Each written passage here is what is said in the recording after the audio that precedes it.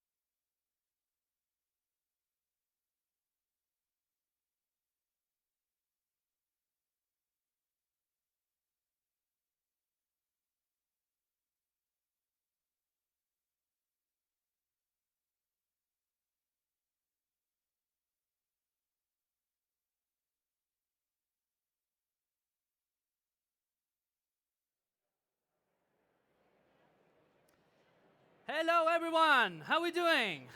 Wow, this stage is pretty cool. Like, hello, sir. Nice to meet you. Hello. She has something. Hello. How you doing? Oh, you're the painter.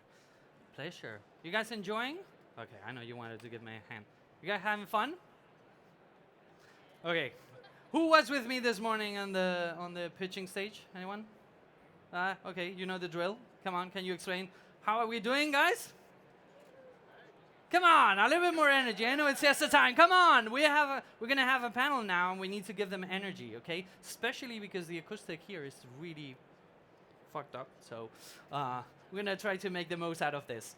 Anyway, so welcome to the second part of the track for the innovation stage. It's my pleasure. My name is Alex Barrera. It's a pleasure sharing the stage with you guys. And we're gonna have a bunch of different panels talking of different angles. And the next panel is going to talk about what are the keys to successful LATAM expansion. And as a Spaniard and most of the companies that work in Spain and in different countries, they tend to have a very hard time expanding in LATAM, right? So we're going to have a wonderful panel with different perspectives to share, both investors, politicians, people that have been involved in the scene. So I'm going to start welcoming our moderator. So please, a big applause for Antonio Iglesias, the new managing director at Endeavor Spain. Big applause, Antonio. Thank you for joining us. Please take a seat. And let's welcome your panelists. So big applause for Nicole Wolpert, Orcam Technologies. There you go. Come on. I want more energy here. Carlos Fernandez de la Pradilla, Polymath Ventures. There we go, Carlos. Margarita Escobar, Congresswoman from El Salvador. Big applause. Thank you, Margarita, for joining us. And last but not least, please, big applause for our good friend Ian Noel from Squad Ventures. Antonio, floor is yours. Thank you so much, Alex. Can you guys hear me well? Because I heard the acoustics were not great. Awesome.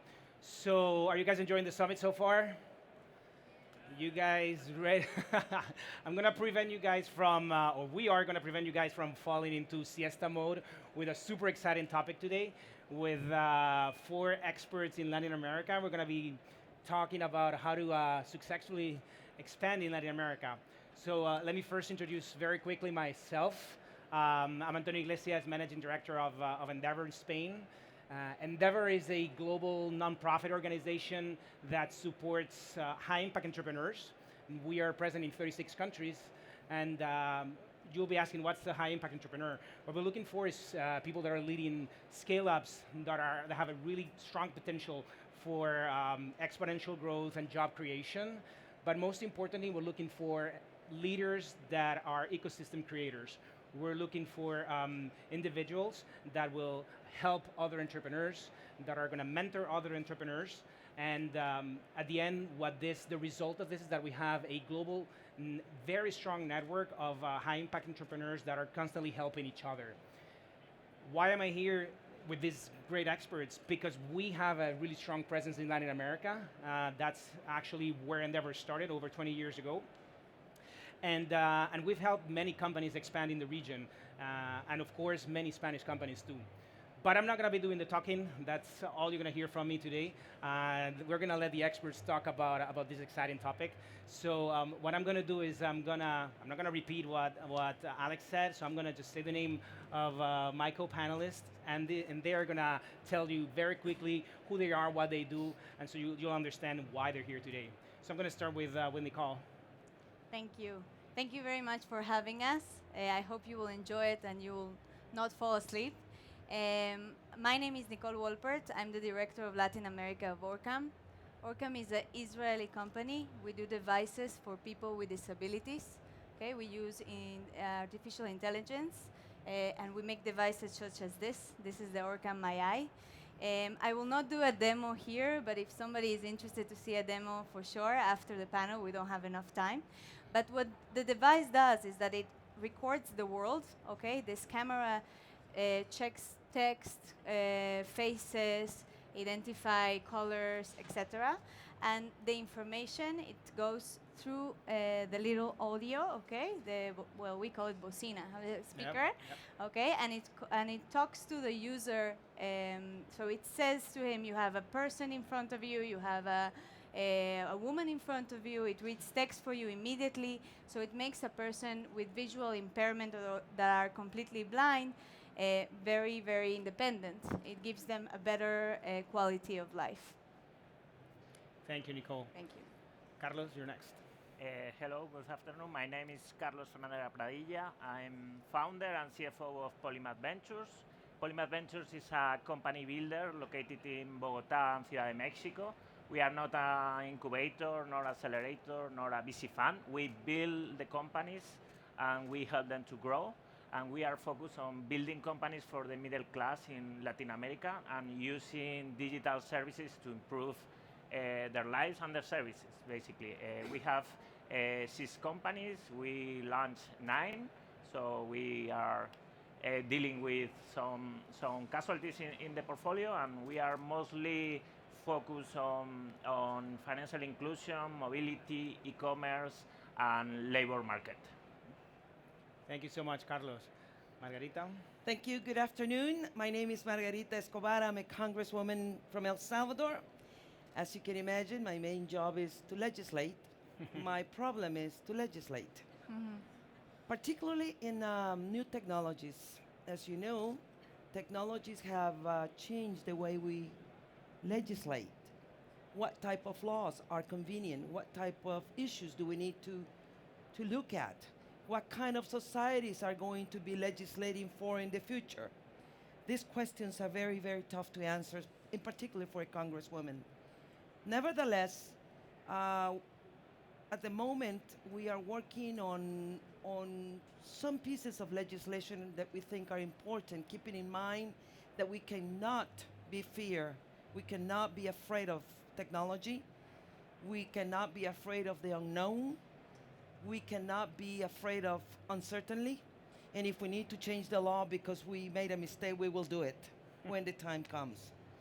But it's important to have this attitude when it comes to producing legislation. So currently we're working on a piece of legislation to incentive digital economy, particularly with fiscal incentives and other incentives that if we have time, I will get into it. Creative economy also, there is another legislation that we're working on, or orange economy. We're working also on data protection, personal data protection in habeas data, which has become a main issue in the world, I would say, the issue of personal data protection. And we are also working on universal internet access, which is the materia prima for all these issues. There is a lot more, but I thank the South Summit and the organizers and all of you for the opportunity to be with you this afternoon. Thank you very much. I'm very happy to be here. I'm sure we're going to have some time to get into some of the details of that. Thank you so much, Thank you. Margarita. And our last guest, Ian Noel. Thank you very much. In my case, my experience is more focused on venture capital, software companies, early stage venture capital. I've been for 16 years investing in startups, 8 years in Bonsai Venture Capital. I co-founded a 50 million euro venture capital called K-Fund. I spent a whole year traveling through Latin America, working and starting a venture capital which didn't succeed in the end because I later on started K-Fund. And now I'm starting a new kind of venture capital called Squad Ventures that puts a huge focus into the operational value add that's so much needed in startups. Thank you so much, Ian. So we are going to start with the why, the famous why, right? And this is a question for the 4 of you. Why should companies bet on Latin America? Go ahead. Yeah. I think from an expansion point of view, and obviously based on different industries that we will have time to talk afterwards, at the end in Latin America you will find a significant macro support. One thing that is important to understand regarding the region is that you need to have a long-term view, because also the volatility is a huge risk in the region, but at the end you need to look into the long-term patterns. And for me, the second key reason to look into this region from a innovation and a startup point of view is that it's a region in which the traditional way to compete, the region has been falling behind. But under the new rules of the digital economy, we strongly believe that there are new opportunities to make this region to grow faster than it did in the past. No? Understanding that and understanding that digital economy can be the trigger to change completely how this region has been being structured and performed, and especially regarding the middle class. I think that's one of the key elements that needs to be in the agenda of governments, but also the startups. No? Understanding that the region is in a process of change, it has some macro support that other regions they don't have, and therefore it's something that startups needs to have in their agenda. Any other points of view? Well, I think that Latin America is a good area to invest for several reasons. Number one, technology has made us all a smaller world, and Latin America, being a part of it, is obviously a great site to look at and to invest. Second, there is political stability in the region with a couple of exceptions that we're not going to get into that. I think you know what I'm talking about.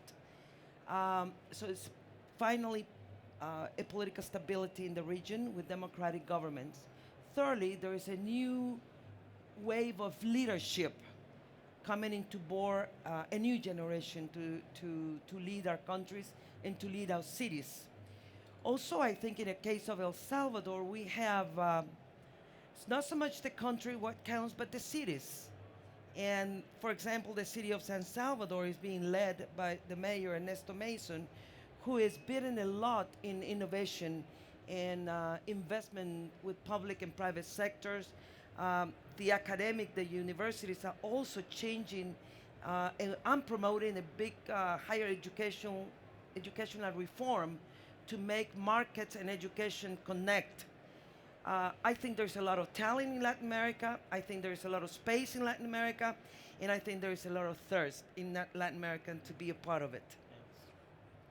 Ian, you or me? I think, first of all, is necessity. There's a strong necessity in Latin America for many new technologies. The reason why we entered Latin America was that we had demand. People were asking us, please come to Brazil, please come to Argentina, please come to Mexico. So I think this is a key. And when you understand the necessity of a country and a government and your future clients, you know, then you got, you know, the key for success. Now, also, apart from that, it's a huge market. Like, we should not forget, only Mexico is 120 million people. And it's not only 120 million people, it's 120 million consumers. They do consume. They actually buy big TVs and cell phones, and they are investing in their technologies. So we should have that in mind. I think Latin America is not a focus for most, at least for where I come, which is Israel. The Israeli startups, they immediately see the US, and we understand why. But Latin America is not a region we should not look at all, specifically technologies that could fit in the markets. My take on this thing is, besides the size of the market, which is really big and it's growing, besides Mexico, Brazil, Argentina, and those other big countries that constitute LATAM, it's a huge market. That's no doubt. Besides that, there are two things that I think that are really important in order to technologies to thrive, right? Which is capital and talent. And I think those two things are in place already. There is no huge equity gap in any layer of the early stage growth. There's even a later stage 5 billion fund from SoftBank dedicated fully to LATAM. We don't have that in Europe, for example. I mean, and in LATAM they have a huge later stage, which is very important for the health of the market. And in terms of talent, I wanted to start this fund 5 years ago, and I would say it wasn't everything in its place. Regarding talent, you would see amazing entrepreneurs from Stanford or Harvard coming into LATAM back again and starting new companies, and they weren't able to raise C-level executives with huge experience. Now there's angels that have exited, the previous entrepreneurs that have exited and turned into angels. Know-how is recycling into the ecosystem, and previous CMOs from small startups, turned into big startups, and they now are raising a company again. So the talent is recycling again, and the VCs now have invested for over a decade, so they have the experience as well. No? It's not the first cycle of VCs. They have a second or third generation of funds. So I think talent is in place, capital is in place, and the market is huge. So why not take Latin America into account? May I support Go ahead. one thing regarding the capital part? I think it's important to share, and Ian mentioned the SoftBank fund, which is devoted only for Latin America. It's 5 billion fund to be invested in just in 2 years, and they are doing in paid after 1 year. This is double of the size of the industry, just one fund. But the thing is, and we are seeing that it's not only SoftBank. It's at the end, what SoftBank has made is to put Latin America on the spot. And for the 7 years that I've been doing this in Latin America, it's the first time I feel that I'm not wondering why I'm in Latin America, because previously it was the worst region I think in the world to do venture capital, mostly because of the lack of capital. And right now, this is not the problem. It's not solving the whole funding path, but it's dragging a lot of investors. So, on that sense, I think that right now it's cool to have a project in Latin America, which from the investment part is important and also allows entrepreneurs to go there. And if I may add, also the Inter-American Development Bank on the issue of development is also putting on the spot the issue of orange economy and giving it a lot of visibility to the countries.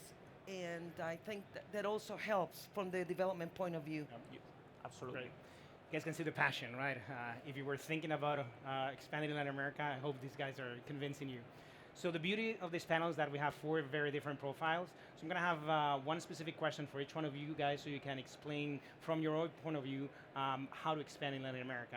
And I'm going to start with you, Nicole. Again with me, Or- just because I'm the youngest. No. Exactly, or because Go, you're go. right here. It's okay. So you guys, you're the only company operating in Latin America from these guys. So when you guys made a decision to open office in Latin America, what was the approach? Why did you decide to go to Mexico, right? How did you think about countries, channels, product, etc.? Yeah. Well, actually, there wasn't any strategy behind it. It was just pure demand. We started, I arrived to OrCam 2 years ago. We already had 4 distributors and 4 countries. And this happened because, again, they were contacting us and deciding, you know what, we want to be your representative and let us start working. And they started working without even having devices in their language, okay, in their local language. It was only in English. So when I go in and the company understands that they need some kind of contact with Latin America, I started 2 years ago. Now we are 11 countries and 14 distributors. Wow. We work through distributors because today we can't get into all of the countries. You know, it's extremely difficult. The nuances of each country is very difficult. It's true, and I think that's related to the other question we had, why Latin America? The countries are relatively similar. Most of them have the same language, except of Brazil, and governmental and the situation is relatively similar. So that helps in a way. But at the same time, you can't go and be there every day, no, as I do. We started working we work today with distributors, and they do it through different channels, okay? As a company that is dedicated for devices for people with disabilities, we usually, our natural partner will be or a low vision company or a company related to people with disabilities or things like that that do exist, for example, in Europe. In Latin America, because of the lack of conscience towards people with disability, we have zero that. Oh, well. So all our work has been trial. Like you try here, it doesn't work. You try here, it doesn't work. we usually, when we look for a representative, we usually get help from the embassies of Israel in different places. And the first question a commercial attaché will ask is, what is the profile of your distributor? I'm a distributor agnostic. Why? Because in one place this works, in the other place it just doesn't work, okay? And it's just trial and error. So now I think we've been establishing for some time our activity there, and it's starting to grow. But again, we have many issues related to government. Our main work here in Europe is with government. The government subsidized the ORCAM for people with disabilities, okay, from 50% to 100%, depends on the country. In Mexico, people that are blind don't even get a cane from the government. So imagine what I'm dealing with. But we're doing our job. Nice. Well, congrats. That's Thank an you. amazing story. So next one for Carlos. What opportunities are you seeing in the region in terms of business models or as an investor? Yeah, when you look into Latin America, I think you do it from a European or US standpoint. I think you need to look and to do a step back and also think about the lack of infrastructure that the region has. No? On that front, or the way we see, and always focus on middle class. No, we are not talking about base of pyramid nor not the upscale class. At the end, you have a lack of infrastructure that is not allowing that middle class to get the services. So that's why we see that from one standpoint, you need to build those infrastructure. You need to build a logistic infrastructure in the whole region if you want to have e-commerce, for example. You need to build the education infrastructure in order to develop things like the orange economy, for example. And once you also have the financial inclusion and the financial services infrastructure, is when you can start adding up different services.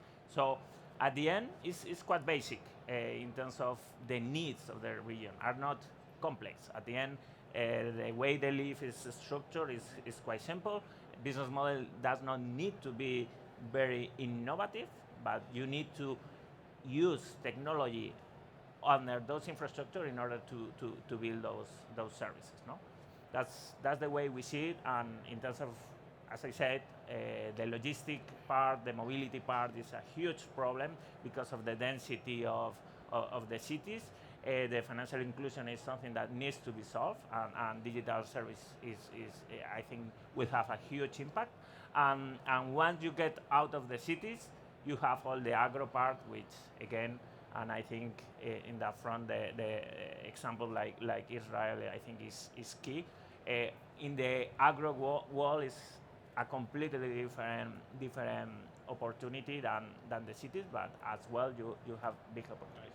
So lots of opportunities in the region. That's great. So Margarita, you mentioned before that you need a lot of time to go deeper into some of the things that you in particular are doing, or you see other governments doing in terms of promoting entrepreneurship, foreign investment, and making business easier in general. Can you elaborate a little more on this?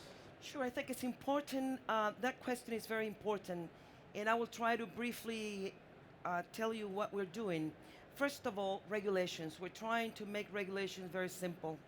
We passed a law in Congress to make it obligatory for all the public sector to, to be simple. Mm-hmm. You know, bureaucratic processes are really a pain, and they can kill a startup or an innovation or a business, and we are aware of that. So we came with a very strong piece of legislation to make just that.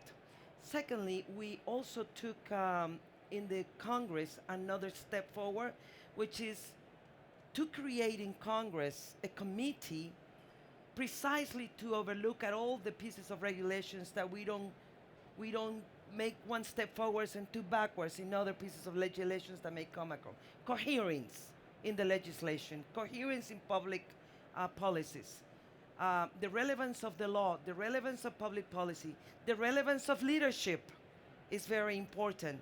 If you have a leader that believes in innovation, if you have entrepreneurs that want to do it, well, why not? And we are aware of that, and we have decided to go that way in that path. Also, the relevance of national development banks, investment banks, along with I mentioned IDB and also the SoftBank that just put $5 billion. We haven't gotten a penny yet. I hope that they're listening and they come to El Salvador soon. Uh, huh? They might. They might, yes. I think LATAM needs to do a book like this, El Referente, which contains all the startups in Latin America. We don't have one, as far as I know, and I think it would be a great, great tool for everybody to produce it. Maybe South Summit could to help us with that, since this is a point. And another relevant point, I think, is have open cities that foster innovation. They can be regulators, but they also can be customers. They can invest in private and public sectors. And we do have an APP law precisely to foster co-investment between the public and the private sector. And another thing that I think is very important is the relevancy of being happy, the relevance of enjoying it, the relevance of knowing that you're doing something meaningful for your people, for the country, for your city, for the humanity. Thank you so much. So Thank you. This is happening, right? It's happening. So Ian, based on your experience, what is the role of a co-investor? In particular, how can a co-investor help in Latin America context? I think it can be pretty important, really. It's not often taken into account, a local co-investor. You always kind of fund your company from Spain and then expand internationally, or have a global investor. And not everybody expanding into Latin America takes into account a local Mexican VC or Chilean VC or Colombian VC in order to expand into Latin America, or in order to plan that expansion, right? I think what I would do if I was an entrepreneur was to start traveling to Latin America and, ask clients what they think about your proposal, your market, your take on that market, and especially investors. And if you raise money from a Mexican VC to expand into Mexico, you're in the right way. I mean, it means you have a right product market fit, you have the right kind of experience, you have local money, which means they might be able to help you raise local talent. They can make intros to corporate clients or whatever. And something which is very, very important, which Carlos mentioned, is they help you understand the fine-tuning and the local adaptation from your product or your service, so that it matches the demand, the local demand, which is not always obvious. We come with a European mentality, and you need to change things, and it's much better to ask for help from local people that have no conflicts of interest, and they are aligned, they have equity investment in your company, and they have a special motivation to help you, and they live there, they know the market, so they help you adapt, and raise talent. Talent is the number one issue in order to expand successfully. You can always have a lot of capital, but if you import European talent into Mexico to expand, maybe you have the right kind of management, top-level management, the right kind of marketing skills or whatever, but they don't know the local market. And it's all about knowing the local market. So I would ask for help from local people, and try to gain their trust, their investment, or their help. Having a local big family, one of the big families that control many of the countries, they invest in startups as well. Why not ask for money to them?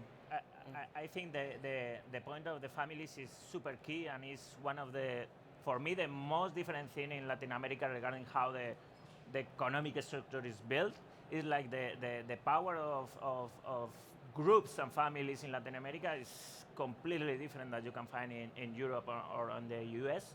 And I think that's a super important path in order to get into the region. And right now, fortunately, they are starting to become much more sophisticated in terms of investment, and they are more open, because they used to be super close, because at the end their power was based on how close and how they control the distribution channels, and this is not longer going to happen. And some of them, they have understood. So if I have to give the advice in terms of, okay, who should I partner with, I will look definitely into the family side because they could be a really good partner in order to the entry. And my final last comment that Ian also mentioned is the need to adapt the products and the services. Copycat doesn't work in Latin America. As long as you can think that we are super similar in terms of cultures, at the end, the economic infrastructure, the lack of infrastructure, and the cultural economic behaviors are very different, and you have a huge amount of informality that is super hard to fight against too. So you need to adapt your products as well. Awesome. I would like to add one more thing. I think there's enough women here.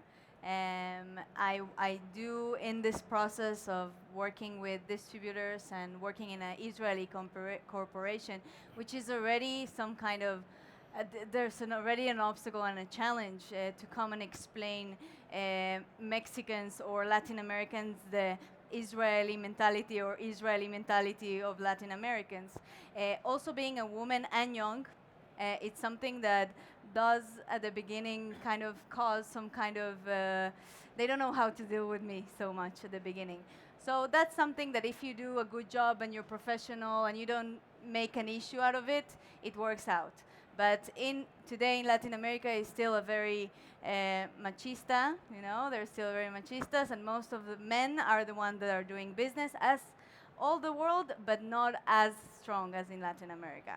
Can I also add one That's it. word You have about 36 copycat? seconds. Copycat, in legislation, you cannot do that. It's the recipe for failure. Just because one country is successful with this particular law doesn't mean that it will work in El Salvador. So it also goes in Congress. And as far as the women issue, it doesn't have to be young or old. Women, we have a challenge, and we need to work at that issue also. For me, sorry, not being nor Last one. woman I'm nor not gonna let young, anybody else. what I have to say is that for us, woman is the key element of success of Latin America. At the end, they control more than 70% of the middle class spend. Fortunately, they are the ones controlling it, and they are the ones that really need to be supported to change the region. So. Thank you so much. Unfortunately, we ran out of time. You guys see all the passion, so thank you so much for Thank you. your insights. Thank you, guys. There we go. So, thank you very much, guys. Please, we have, as you can see, a space issue. So those of you that are moving out, please try to move out to the sides as fast as possible so we can bring the new crowd inside. Guys, questions please outside. You're going to have the speakers outside. They cannot outrun you.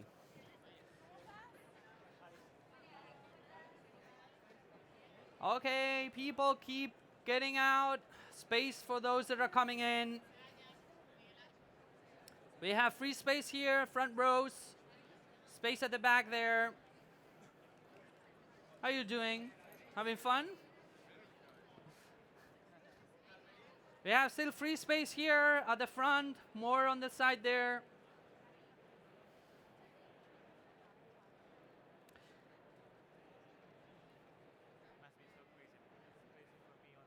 Come on, we're all set? Everyone in here? Come on, we're gonna wait for you so you can sit down. Don't worry, we'll wait for you. We have some free space here if you want. Free space here, front row. You get to touch the speakers. You know, they've told me they have magical powers, and you know, if you touch them enough, you'll get investment or something. You looking for investment? Ah, man, partners. You like to be touched. You're like me then. That's good. Okay, so are we ready, guys? Yes? No, I don't hear you. This is a bad acoustic. Are we ready? There we go. That's the kind of energy we want here. So we're going to introduce our next panel, where we're going to talk about the state and future perspectives of investments and M&A in Southern Europe and Latin America, which is an interesting topic, taking into account how the world is going to shit. So let's see what's going to happen and what they can share with us. And to talk about that, I want to welcome the two co-moderators, the White Peak Partner twins, I would say. So please welcome, big applause to Unai Franco and Oriol Juncosa. Big applause, please. And to join them in the panel, That big would've been applause for different. Beatriz González from Sealla Ventures. Big applause, come on guys. Carolina Brochado from SoftBank Vision Fund. Welcome back, Carolina. Thank you. And last but not least, our good friend Mike Arias. Big applause from Telefonica Entrepreneurship. Stage is yours, guys. Thank you, Alex. I think we have a very high quality of panelists here, speakers to share their experiences, covering everything from seed to early growth and beyond. So I think it's going to be a very interesting conversation. First of all, we would like to highlight a few facts on the countries I'm going to be talking about. If we look at the Spanish investment and M&A situation in terms of in the tech ecosystem, we're going to see that the value, the fundraising in terms of value has been dominated mainly by B2C. However, the number of deals has been increasing in B2B. And in fact, B2B is taking the lead in and continues to gain momentum. In 2019, 60% of all rounds were in B2B. In terms of M&A, most of the acquisitions have been carried out by American firms. If we look at our neighbors in Portugal, we see a slightly different picture. Fundraising, in terms of value, has been dominated by B2B there instead, whereas in M&A, B2C still stands out. However, in M&A, we have to highlight that the market is still a little bit illiquid if we take out the deal with Farfetch. But based on the current evolution of the fundraising, we can imply that may actually change in the near future because the ecosystem seems to be gaining in maturity. Now, if we travel a little bit beyond into Italy, unlike Spain or Portugal, here most of the large fundraisings have not been completed by international VCs.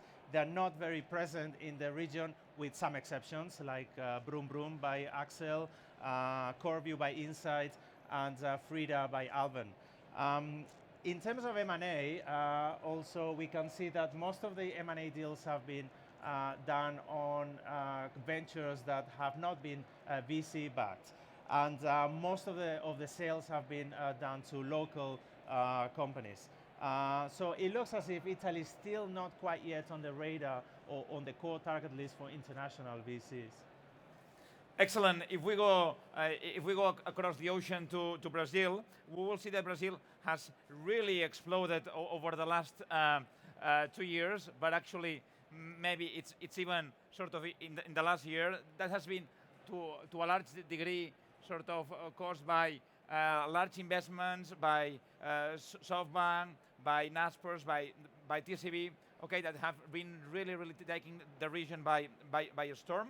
Okay, and at the same time, in Brazil, we already have the first big M&A deal in the region, which was the acquisition of 99 by Didi. It was a 600 million acquisition, actually taking into account all the investments close to 1 billion. So we already have the first big M&A in the region there.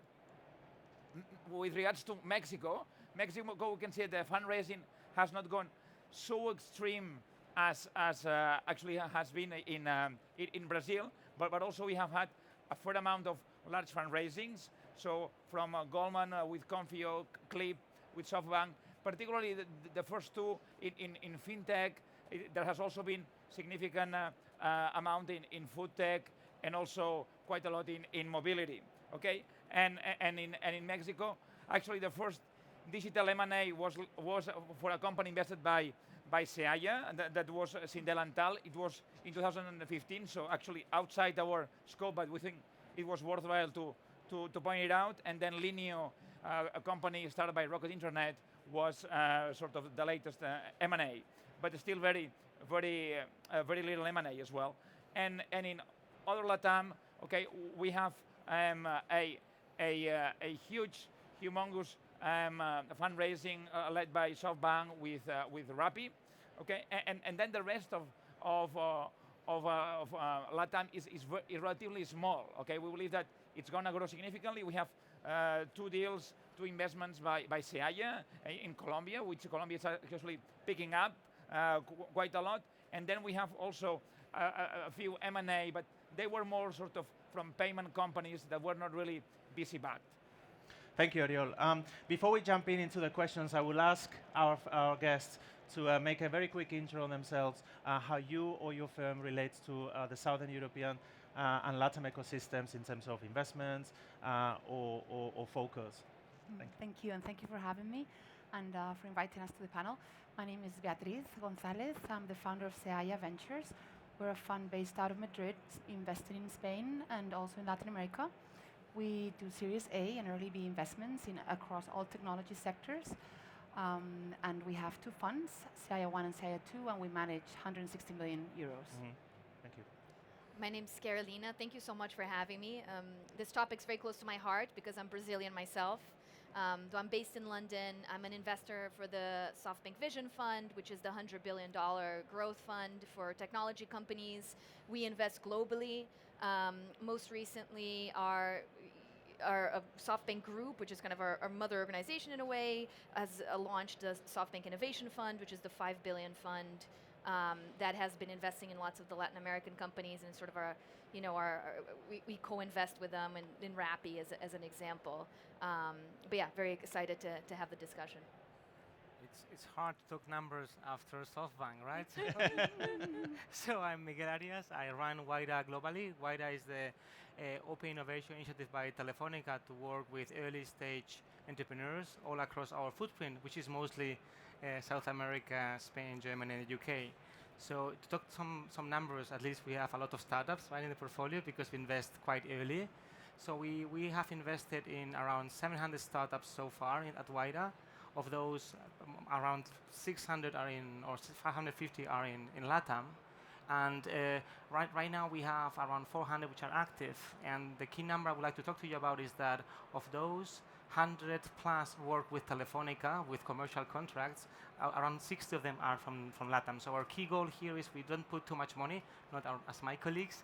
What we try to bring into the table is that we make joint business with the startups as a corporate. And I think that our panelists have been very modest, but effectively we have the largest investor in Spain and in LATAM by quantity, okay? And we probably have the largest investor in amount in LATAM, okay? And we have a super successful Series A investor across the region, which to be a bit more specific. Excellent.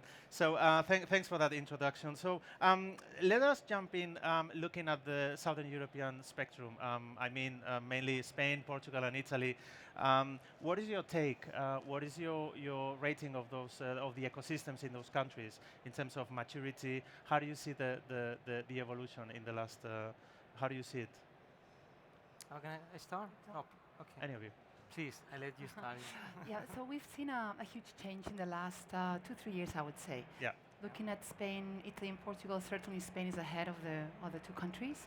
And in the last 2 years, we've seen companies being able to raise bigger rounds, which has changed the whole ecosystem. Because that's the problem that we were facing, right? 5-6 years ago, you couldn't raise money, so you had to sell, I wouldn't say cheap, I would say low, at least for a low number, and you couldn't really be very ambitious and continue expanding your company. So that's what the change that we've seen in the last couple of years. But looking at the rounds above 10 million, we're still 6 years behind France. Okay. So in 2012, the number of rounds above 10 million in France are the same as in Spain in 2018. Okay. So significant improvement, but still way behind the rest of the European countries. Yeah, I would agree with that. I think that Spain is probably ahead of Portugal and Italy when you look at dollars invested, number of rounds. And when you think about the ecosystem maturity, especially at the early stage, it feels like there's more capital now in Spain. But still, if you're trying to raise a Series B or a Series C, you probably have to, definitely have to work harder than someone who sits in London or sits in Berlin, much closer to capital. And I think from a talent perspective, all these countries have amazing business universities, engineering universities. But I think where, at least from my experience, and I've invested earlier stage at Atomico prior to SoftBank, and where there is a scarcity of talent is people who have done it before in terms of scaling a business. So it is right at that Series B stage. So it is finding, your chief sales officer, your chief revenue officer, people who to expand your company. And so I think, those 3 hubs probably still lack that. And then I'd say the final thing is just success stories. And I think you have had that in Spain, which I think has moved the ecosystem forward with TicketBiz and some of the exits here, and those guys either going and starting their own funds or being angels, but also people believing that this is possible and not going to the more traditional sectors, but actually going and starting companies as well. Yeah, I'm piggybacking on that. I think the key change is that we now have second-time entrepreneurs, right? Yes. We didn't have that 5-6 years ago.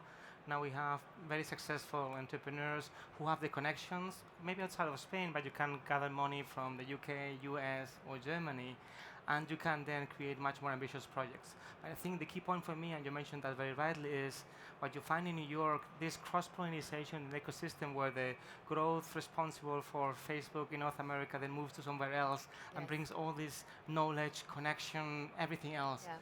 That in Spain, we still don't have it so much, so we need to encourage authorities and anyone else so that we can attract this talent from outside Spain, or take back the Spaniards that went out and did so great things in the US or UK, so they can help us for this next stage, because you have the funding, we have the entrepreneurs. I think we lack this high-level tier of successful business people. Yes. Excellent. So I call to all successful Spanish entrepreneurs, keep pushing the Spanish ecosystem. Maybe we can run those 6 years in 3. Right? We will. Yeah. Excellent. So then, just going back to sort of what Carolina was saying. I mean, apart from the numbers, there have been a few drivers, okay, with regards to this success. And you've mentioned one sort of, which is second-time entrepreneurs, talent.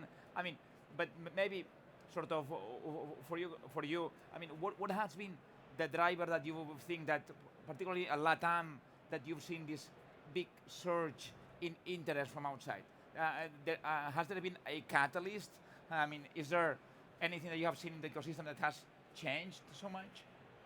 Well, we've been investing since 2013. Mostly, it's a small location, but still very focused in Mexico and Colombia. What we've seen is these local companies becoming regional leaders. Well, not leaders, but wanting to become regional leaders. That's why you invest in Rappi.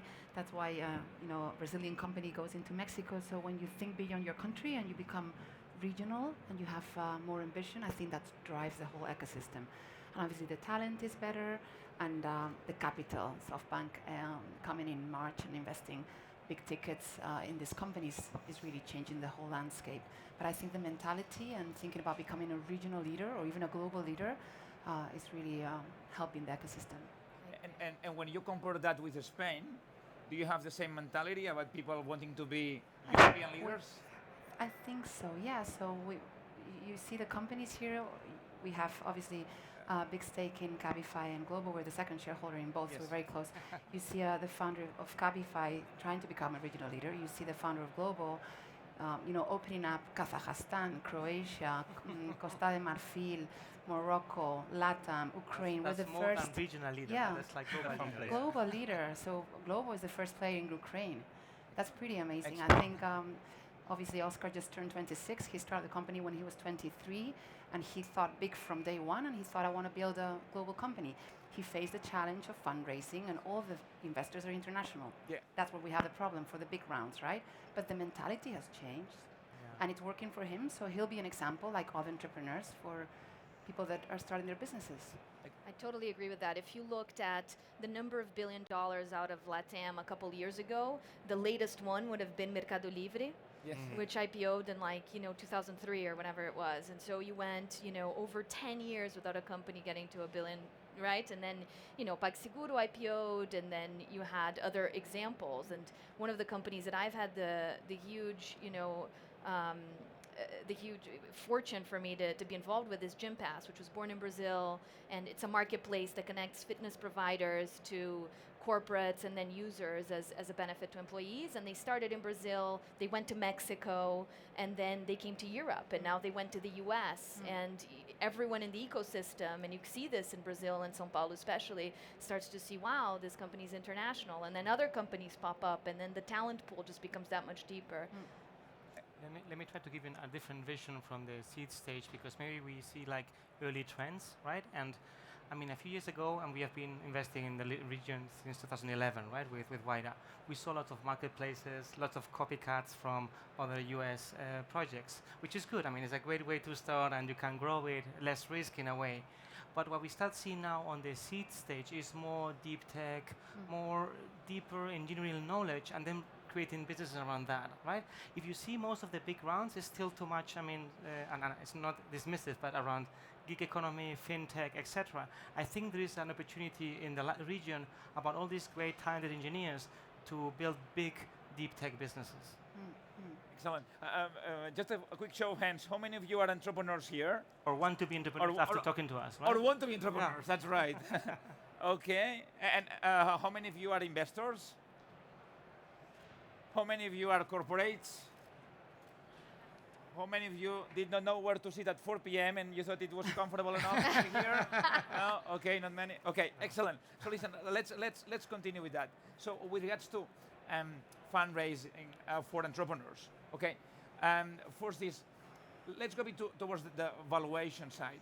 Do you see that there's a bit of a divide between sort of Southern Europe and Northern Europe, between LATAM and Europe in terms of different mentality with regards to valuation? Is that something that it bothers you for your companies? Okay, and or is it something that you've seen improving over the years?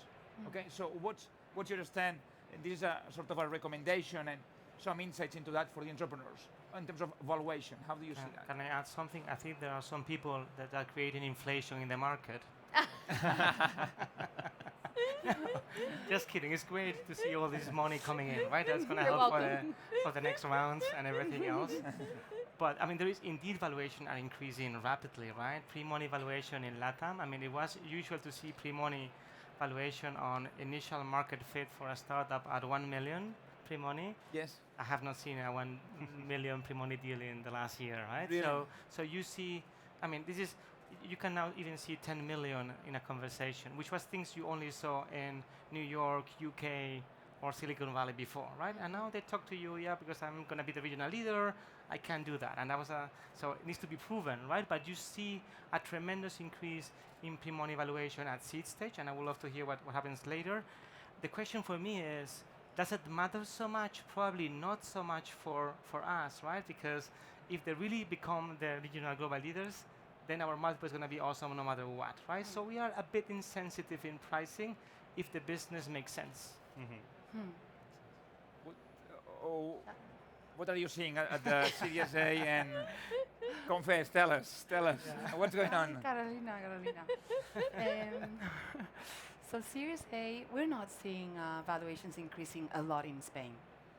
In LATAM, we have seen a huge increase in the last 6 months. Yeah. But in Spain, the Series A was around, I would say, 4 or 5 million in 2013, got to around 8 million in 2016. Now it's probably 12, 15. It's not such a big deal for us. We do have a small percentage, obviously, and then if the company raises a lot of money, we get very diluted. But I think it's not that significant for us. We've never made we've had some write-offs, obviously, and it's never been connected to the valuation. It's always the team and the trend. If you get the team wrong, and if you get the trend wrong, there's no going back. It's not like in operational businesses where you can turn things around and open up a city or close it or change your business model. In venture, in investing, that round is gone. You lost that company, and if you invest and you don't get that right, you have to embrace your failure and just move on. And it's never been connected to valuation for us up until today. And the transactions we've done in Spain in the last 6 months, I don't think they're expensive. I think that the companies are better, the founders are better, the market is better, so companies should be, I wouldn't say more expensive, the valuation should be higher to reflect that. No? So you see value and valuation increasing at a reasonable pace? In Spain. In Spain. LATAM is another story. Really? Yeah, so I can't speak for LATAM because I'm not in the LATAM fund. But I think in Europe, what you do see in the data, and I think this is Europe as a whole, is that rounds are getting bigger, which means the valuations are getting more expensive, or maybe they're fairly priced, but relative to what they were before. And I think, that is in some instances potentially problematic, although I actually really agree that if something's going to be an outlier, it's probably okay. I think the positive of that, and which is very much at the core of what, SoftBank believes, is that entrepreneurs are also getting more ambitious, right? So they will take more capital, they'll take a little bit more dilution to then build something a little bit bigger. And hopefully what that means in geographies that are a little bit further from where the capital is that founders won't sell so early because they know that there's this capital out there. And I think, my personal view is that that's the real question for LATAM. Yeah, that's true. Who of you here, the entrepreneurs, is fundraising right now?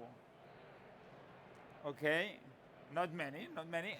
And who of you have already fundraised and gotten some money already? Okay, that's good. So you're taking a breather right now. Okay, great. So in terms of fundraising, what I wanted to ask you next is across the region. So what would be, in terms of recommendations for entrepreneurs when they approach you? And I know that you're at Seed, so probably sort of you will have a set of relatively different set of recommendations, but I think that for them it's very important to understand how they should better approach you, so that not only they increase the chances to get fundraised, but they also increase the chances of being sort of more, personable and communicate better their vision. How any advice for them? Yeah. So I think my biggest piece of advice would be to listen. So entrepreneurs come and they do the pitch. They never ask. They never ask, who are you? What do you like? What do you have? It's like the basic. How is your day? How is your day? Yeah, how was your day? That would be nice. But when you pitch to an investor, you have to understand what's the criteria that investor is following. And you have to understand the timing of the fund, and you have to understand if things have gone wrong or not. And I think entrepreneurs just tend to go out there without any structure. They just visit funds randomly without any structure, and you have to prepare the process, understand, who you're talking to, and then also decide who you want as a partner. And in terms of style, it's very different to pitch to a Spanish investor than a US investor. So Spanish investors are very focused on metrics. So you have to, get your numbers and focus on the KPIs. US investors are very focused on the vision. Yeah. So depending on the nationality, I think it's different. For Seaya, we're a bit different in that sense. My personal approach is very different. So obviously we'll look at the metrics, but I want to see, the vision. I want to understand the team. I want to use the product. I want to use the service. I think we have a different approach in that sense from the traditional Spanish investors. So I would encourage a more American approach to an entrepreneur that's coming to pitch to us. So show big vision. Well, give me a sense of the product. As soon as we look at a company, next day I'm using the product. In Glovo, I've been a Glover for the whole day with my whole team. I got on the bike and I did Globos. That's how you get to know a business, right? Yeah, I did it for 5 hours, and I actually, gave the money back to Glovo. It's a charity thing. Yeah, you discover very weird things when you become a Glover. Anyway, but that's our approach. So I need to really feel what's behind. I need to know the story, the background. I think that's more American, probably. Yes. Okay. I would say, but listen and the structure and adjust your approach. I would say that there's been such an abundance in capital in the past few years that it's become easier for people to raise, and I think for that maybe you become a little bit more complacent because you think that you'll find capital and there's easier access to capital. And I think two big things have happened. One is founders want to spend less time fundraising, which makes sense because what you love doing is spending time on the business. But I think as a result, you understand investors less, and so you spend less time with investors. What do they really stand for? What's the strategy? What's the mission? Who are the people? What's the platform? And so I'd say check in often with certain investors and build those relationships, because that can be very telling over time. And then the second thing I'd say is really try to drive your business to be sustainable as fast as you can. Obviously, try to be ambitious and grow it, but flex the model so that you know that you can, because the more that you rely on capital markets, the more that you're exposing your business to existential risk, to the whims of the markets. And right now it's fine, But you know, it's a lot of risk that you as a founder put on your business. Let me just add a bit of controversy here, because obviously, if I'm going towards kind of sort of good metrics, breaking even, and so forth, I will not need 100 million. So where are you But going I'll to give you an invest? example. Yeah, if you can develop it I'll more, give you an because example. some people say, some people come to me and say, no, in a year or two, I will be breaking even. And you say, no, that's not possible if you would really want to grow fast, no? So how would you approach that conversation with an entrepreneur that tells you, I think I don't need more money, but you have a phenomenal business? How, in your case, that obviously you want to write big checks in the big companies. No? Yeah, but I think growth capital is all about, you have a playbook that works in one of your most mature markets. So use like Glovo and food delivery. In their most mature markets, they know that the unit economics work and they continue to improve. And then the growth capital goes into replicating this into multiple markets so that they continue to gain share and be big. But they've tested the model and they know that they can get to that if they need to. And so I think that's, you know, I think sometimes capital is so easy that you don't even test, you just grow. Okay, so then effectively, you want to sort of have those stable, proven economics within your home market or within your region, and then you say, hey, now I want to replicate that, now I need a very big check in order to do that at scale. Somehow that would be sort of the thing, no? And I would add, I think that you can reconcile both things. So we look at healthy growth. So if you look at a business like let's say a marketplace, if you have recurrent orders above new orders from new users, that model is working. So maybe you can just expand into other countries and then spend a lot of money, but you need that healthy growth. It's the same in a SaaS business. You can have 3 clients, but they have to be 3 very happy clients, right? So that's healthy growth. And from there you grow and you expand and you can burn more money. But you need the healthy growth and you need the recurrence. If it's B2C, if it's B2B, that's what we focus on. So we do focus on those metrics. If you're just giving promotions or you're selling to clients but not even getting them to pay you, you have a problem. If you have big churn, you have a problem. So those things are the things we look at, even if we do smaller tickets, obviously. How about earlier stage companies that are precisely asking for that sort of first couple of million in order to go abroad? Because in some cases you see this sort of chicken and egg type of situation where I need the money to go abroad, but I'm asked to have some proof that it will work abroad before I get the money. So how would you recommend entrepreneurs to solve that? Sure, you need to take a bigger leap of faith, right? And you're taking more risks. So the team is even much more important because you need to invest in people who are able to change and pivot. What you know when you invest in seed is that what you're doing today is not what you're going to be doing in 12 or 18 months. So the key point for me is to see if they have a plan for these 12 and 18 months. I don't care too much about the 5 years projections. They're wrong. They're fake. What I care about is, do you understand where your next key milestone is? And do you have a clear path towards that? Are you going to build something? And in our case, even more importantly, being a corporate, is there a way that we can work together and I can help you? If not, you don't want my money. So you want it because I can provide you a channel or technical validation, market validation. So it goes back to what you were saying before. You need to listen and understand. And as a former entrepreneur, now very corporate, but a former entrepreneur, right? And we raised a bunch of money together. Absolutely. Right? So I mean, you tend to believe that you have like a right to be invested, right? Which doesn't make any sense to me, right? No, yeah, I'm an entrepreneur and you need to give me your money. Your pocket is full of my money. I don't understand that, right? It's mine. It's mine. Well, give it to me. And this idea of the perseverance of the entrepreneur, it's wrong. I mean, intelligence perseverance, right? I mean, not all the time, but give me something I can work with. And in a corporate, giving me something I can work with is you understand what makes me make revenue. Eventually makes me get promoted, right? I mean, please put yourself on the side. And I can tell you one thing. I mean, this code, the VC code, can be cracked. It can be cracked. If you do the homework, if you prepare well, if you understand how others do it, if you can do the perfect pitch, perfect intro, perfect simulation, that gets you funded. So there is a way to do that, but it's hard work. It's not something that you will just get like that, right? Yeah. Interesting. So just kind of sort of trying to get sort of the 3 takeaways from sort of what you see sort of with those highly funded companies. One would be growth. The other one, I guess, would be retention or recurrence. The other one would be replicability somehow, no? I mean, would you agree that those are things that entrepreneurs should, when they come to you, they should try to be pitching you on them, and then obviously listen to you. No? Well, Would you add any other sort of key factor that you're looking? I mean, apart from a distinctive vision, obviously, no? I would add innovation. Innovation. You know, I think it's all about innovation and growth, and then I think the economics, all those other things are going to follow from that. Perfect.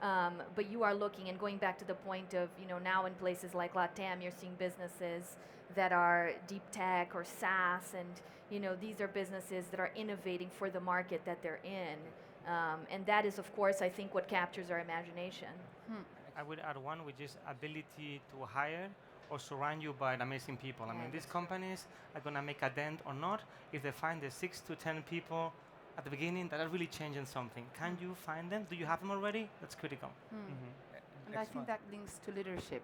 Yeah. Someone tells you I'm a leader, I always like the okay, who's Alone. behind you, who's following you, no? A lonely leader. No, I when mean, you bring someone in your company and they don't bring anybody else along with them, that's kind of, weird, you're not yeah. really leading, no? So I think leadership is...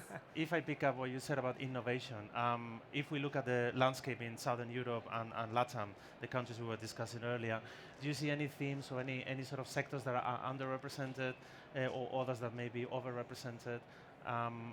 How are we doing in AI? How are we doing in health tech? I mean, in sectors that may not have been traditionally so strong for us. Do you want to start with the seed part? Yeah, so piggybacking to what I said before, I mean, I see too much fintech. I start to see the short variation of the same thing with a Too much different angle. fintech entrepreneurs, too much Too much fintech. Take fintech. note. Particularly Brazil, Colombia, it's just like, yeah, everybody wants to bank them banked. Yeah, okay, yeah, what's going on in there, right? So too much fintech, too many wallets, too much whatever, yeah? And I see now starting this idea of much deeper entrepreneurs trying to do AI things, robotization, etc. And there's one important piece that we don't talk too much about. The ability to pay for these sophisticated products is much less in LATAM than in US or Europe. So there is one advantage you're going to get there. If you're able to sell to your initial market at the price point they're going to pay you for, then you can scale this globally because you're going to be so much cheaper than anyone else, right? Interesting point, yeah. So we see a lot of fintech, and then we see companies that don't figure their business model, they become a fintech. Okay. No, it's like, I'm not going to By make money default. here, so I'm just going to become a fintech. Nice. We're doing a lot of prop tech in Spain. We're doing health. I think that's a new sector here in Spain. Agri-tech, we just did our first agri-tech investment. So we're kind of diversifying from marketplaces and trend, yeah. more B2C businesses because we're seeing better companies in B2B and deeper tech. In LATAM, a lot of fintech, but also more deep tech businesses than 3-4 years ago. Yeah. Yeah, I would agree with that. I think more B2B, and you still, I think the companies, there's still a lot of fintech, to your point, a lot of real estate, a lot of marketplaces, but increasingly more B2B, more SaaS, and that's still so underpenetrated. I know in Brazil for sure there's still entire areas that are pen and paper, right? And so, there's just huge potential there. That point, and you mentioned this B2B angle, that's very important for corporates. Like, for us, it's much more easier sometimes to work with B2B startups because we can integrate them, show them to our customers. So we are very successful in integrating cybersecurity startups. We do something very niche, very useful, and we can bundle that into an offering for big corporates. So B2B is very relevant for big corporates doing investments. Excellent. So now let's talk about exits. So where are exits? Where are they coming from? And here, Miguel, you actually have a double role. You're an investor, but you are in a big company that could potentially sort of serve as exits. No, I mean, how do you see it from your sort of dual standpoint as someone sort of investing sort of at the seed level, but also someone that certainly sort of you have the ear of Telefónica's board about sort of what's going on there, and then I would also love to have your views about exiting, about sort of returning the money to investors, which at the end of the day, it's pretty difficult. You need to do that, right? You need to You return need money to at do some that. You point, need yeah. to do that, or to Telefónica's balance sheet. Yeah, exactly. I have a triple role because as a former entrepreneur, I expect Carto to exit somewhere, right? That's So right. three That's times. right. Yeah. So I would say, I mean, as a seed stage corporate investor, which is different, our main goal is driving business, and ROI, it's a bit more secondary. I'm not saying that we don't need ROI, right? But so in our case, what we need to have is more not just final exits of the whole company, but a way to gain back liquidity so that we can invest back. Because we try to really move innovation at the seed stage. So we don't care so much about maximizing the return. We need to have enough return that we can then have the wheel turning. And for us, then we are open sometimes to exit in secondaries, at Series Bs or Cs, because we think we played our role. The company has been fostered, invested, they work with Telefonica. So we try to be accommodating there if the entrepreneurs want, and it's a good solution, to open liquidity, right? So I think that's the point from the investment perspective, right? It's a very accommodating partner in the cap table, I would say.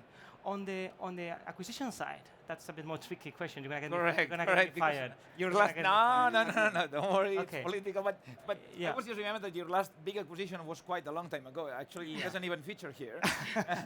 Okay, but it was big. It was big. Yeah. So we found out, and we do quite a bunch of small acquisitions year over year. We do them, and that works pretty well. It's acqui-hires, I would say, right? Integrating small teams of startups in cybersecurity, in networks, into the team works very, very well. That integration works. When we integrate a mid-sized company, it's very difficult.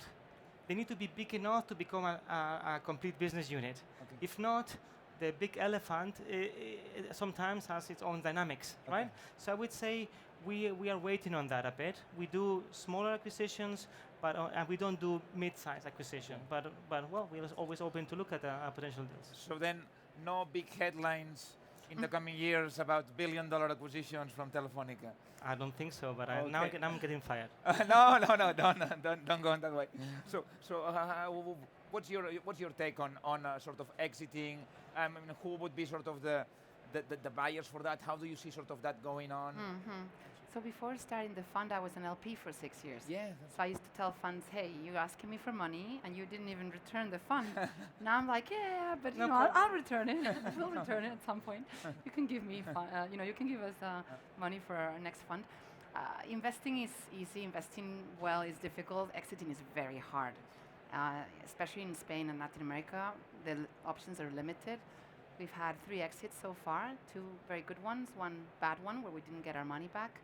And then we do secondary transactions so that we can just give liquidity to the investors. So it's a balance of, trying to have decent exits that you can get a good multiple, and then getting secondary to increase your DPI, your distributions to paid-in capital, which is a key number that obviously investors look at, because you have to return the money and it has to be cash on cash, not just on paper, right? Do you think that the fact that we don't have obvious buyers in those regions, I mean, sort of, it's a bit of it's making it difficult to actually increase the M&As? I mean, the sense that there are not sort of the Googles of this world in the region that can sort of look at the companies and go and buy them? Certainly, of course. I mean, it's difficult because it's a more limited scope of buyers, and then it makes it difficult for the founders and the funds that back the founders, because we're on the road all the time, meeting all these big tech companies in the US, in China, and all this traveling is sometimes geared towards that relationship when you want to sell 5-6 years from now. So it's a lot of work. Yeah. It's much more difficult to sell a company if you're in Spain than if you're in London. And it's better to be bought than to sell your company. So they have to fly to Madrid and come and meet you, which is not obvious for them if they're in San Francisco or in Tokyo. So obviously it makes things harder. The corporates in Spain haven't really bought anything in the last few years. Telefonica, I think, is a reference because at least you have a lot of innovation. You have Wida, you have all these different things, but we don't have that that option. That's just the way it is. Yeah, I think if you look at the universe of the big buyers, they tend to be, from the US, or they tend to be from Asia. And because of that, there's a level of foreignness in going into markets that are unknown, right? Mm-hmm. It is a little bit of like, if this M&A goes sideways, I lose my job, right? Whereas if I do M&A in the US or in the UK, same language, there's a level of familiarity with that. And I think in a place like LATAM, you add on, political instability, macro risk, FX risk, and that makes it very nerve-wracking for people to play in that market. So I think as investors, and I think all of us here are, you have to be really long-term players in these markets. You have to really hunker down and commit to live through the cycles. Exactly. Because oftentimes it's got nothing to do with the company, right? But you might have to ride one of those waves. So when, just finally for closing, I mean, to the entrepreneurs here, some of them that are looking at, potentially looking at an exit, any specific recommendations that you would have for them at when to exit, or at sort of how to exit, just so that we can sort of increase the M&A pool? Any thoughts that you would have for the people here that maybe some of them thinking about an exit at some point in time in the future? Only one short advice, but I think it's critical. Have the big corporates be your customers. So be a big provider to a big corporate, and they will buy you. Okay. I think building the relationships from day one. It's much better to be acquired than to sell your company, right? So if you build the relationships from day one, they can follow your progress. You meet every now and then. They see what you're doing, and then at some point, it's what happened with Ticketea, for example, with Evan Bright. It's what happened with Selen Delantal, and then at some point, when they want to buy, you're there. They know you. They trust you. They see your progress. So I think I would build that from day one, those relationships. Excellent. I mean, what I would say, and entrepreneurs think about this differently, but build a company that you want to last 100 years. Don't think about an exit, right? If you build an amazing company, there will be liquidity. And so maybe, I think that would be my advice. Excellent. Okay, guys, I think that we have had a great panel. Please, a big round of applause for our panelists. Thank you. Thank you. Thank you very much, guys. Pleasure having you as always. You did a great job, nearly on time. Very good. Thank you, guys. Please try to stay around. If you want to talk, please get outside because this is very narrow. Gracias. And we need the space.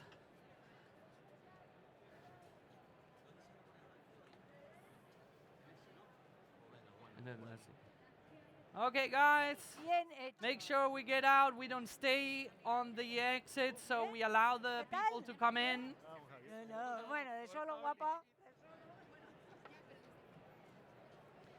Okay. It's getting hot in here. Yep.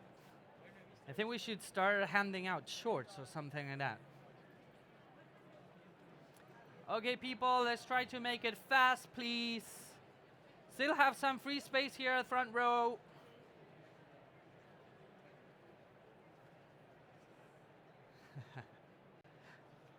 There we go. Space there at the back, too.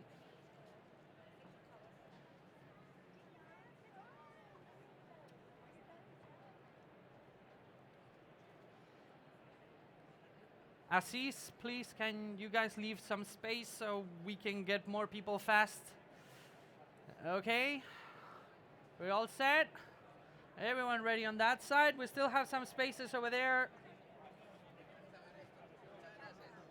Guys, I'm gonna need now. Okay, very quickly, please.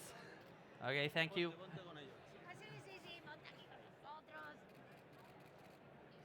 There we go. No, stay. Okay, let's. My speakers, go back, speakers.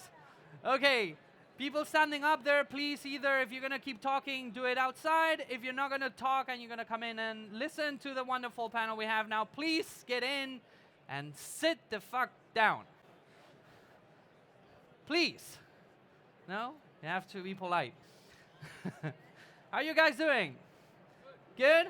We need to bring some fans or something. I think we should set up some short shops or something like that. But we're having fun, we're enjoying. The next fire chat is gonna be interesting because we're gonna talk about two wonderful personalities.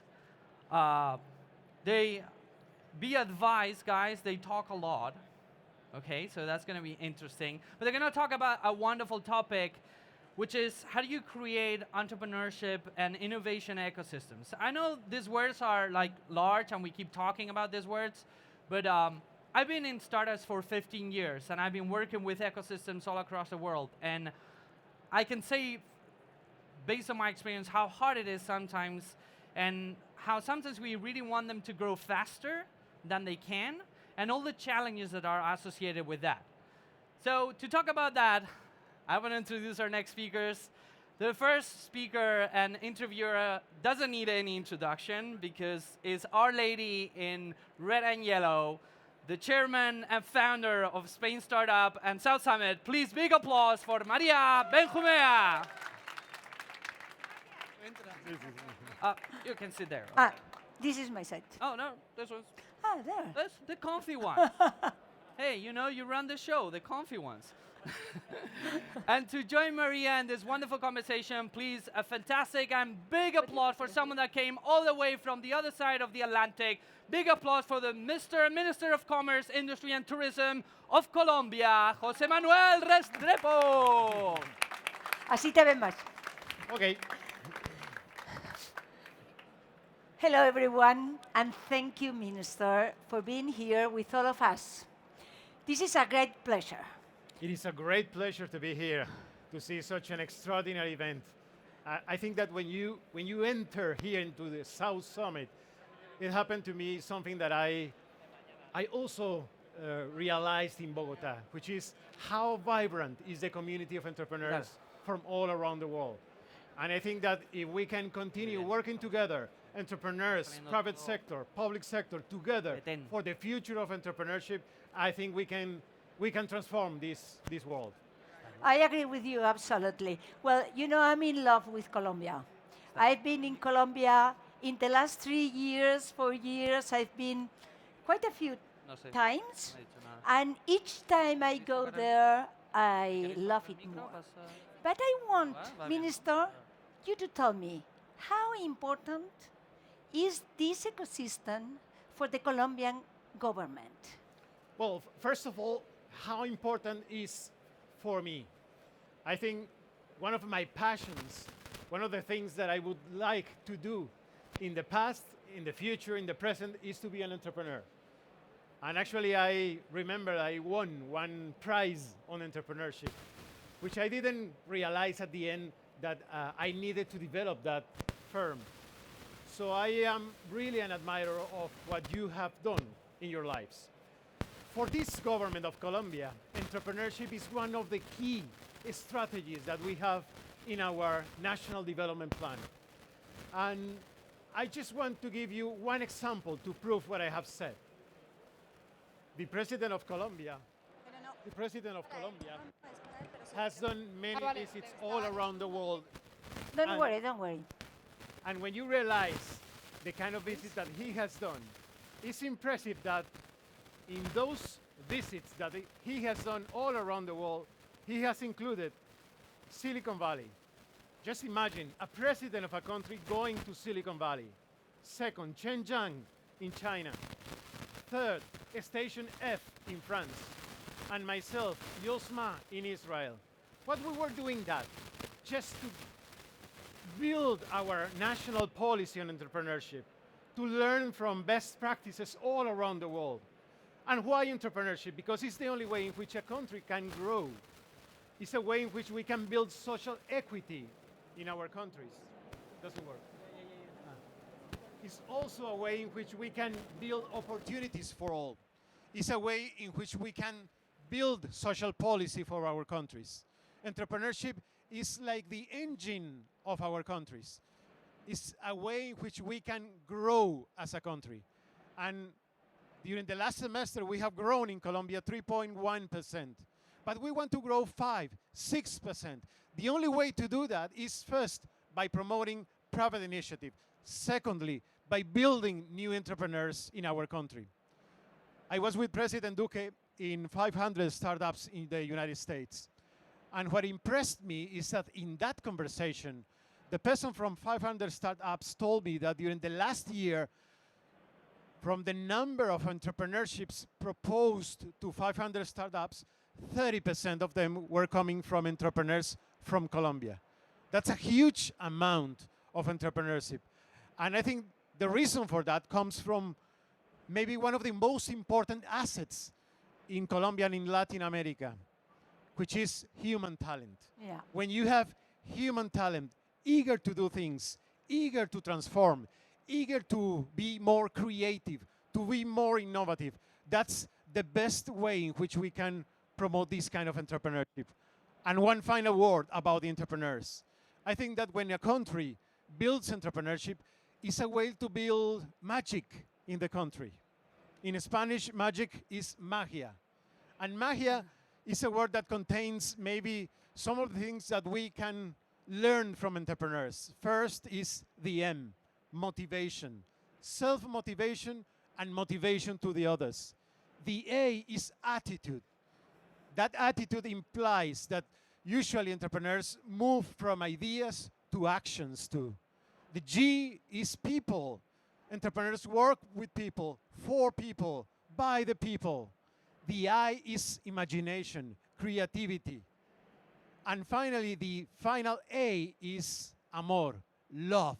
I think that what you irradiate is a lot of passion, a lot of love, and also courage to do things. So I think that a country must learn from entrepreneurs. That's the other idea that I just wanted to raise. Minister, you have convinced me. I know for you entrepreneurship is very important, and for your government also. But tell me, please, what are you doing? You said you have different things that you are working. How we are going to promote that in Colombia? I've seen the entrepreneurial ecosystem in Colombia is boiling. It's really, there are each day, each year I go there, I see more people, I see more entrepreneurs, I see more investment funds and so on. But how are you developing all this? What do you think? I think that the first thing that you have to know is that public policy is needed on entrepreneurship. But sometimes you see that entrepreneurs go on the elevator while the public policy goes by the stairs. So we have to move faster as the public makers of the policy. What do you have to include in a public policy? What are we including now in a public policy? First of all, how to create a culture of entrepreneurship, a mentality of entrepreneurship.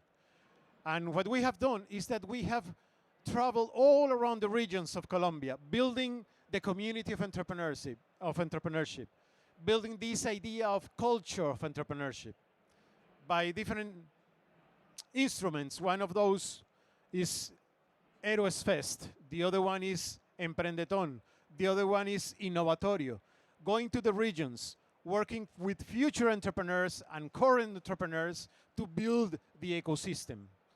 Second issue that you have to do when you are building the public policy is how to build this idea of the ecosystem itself.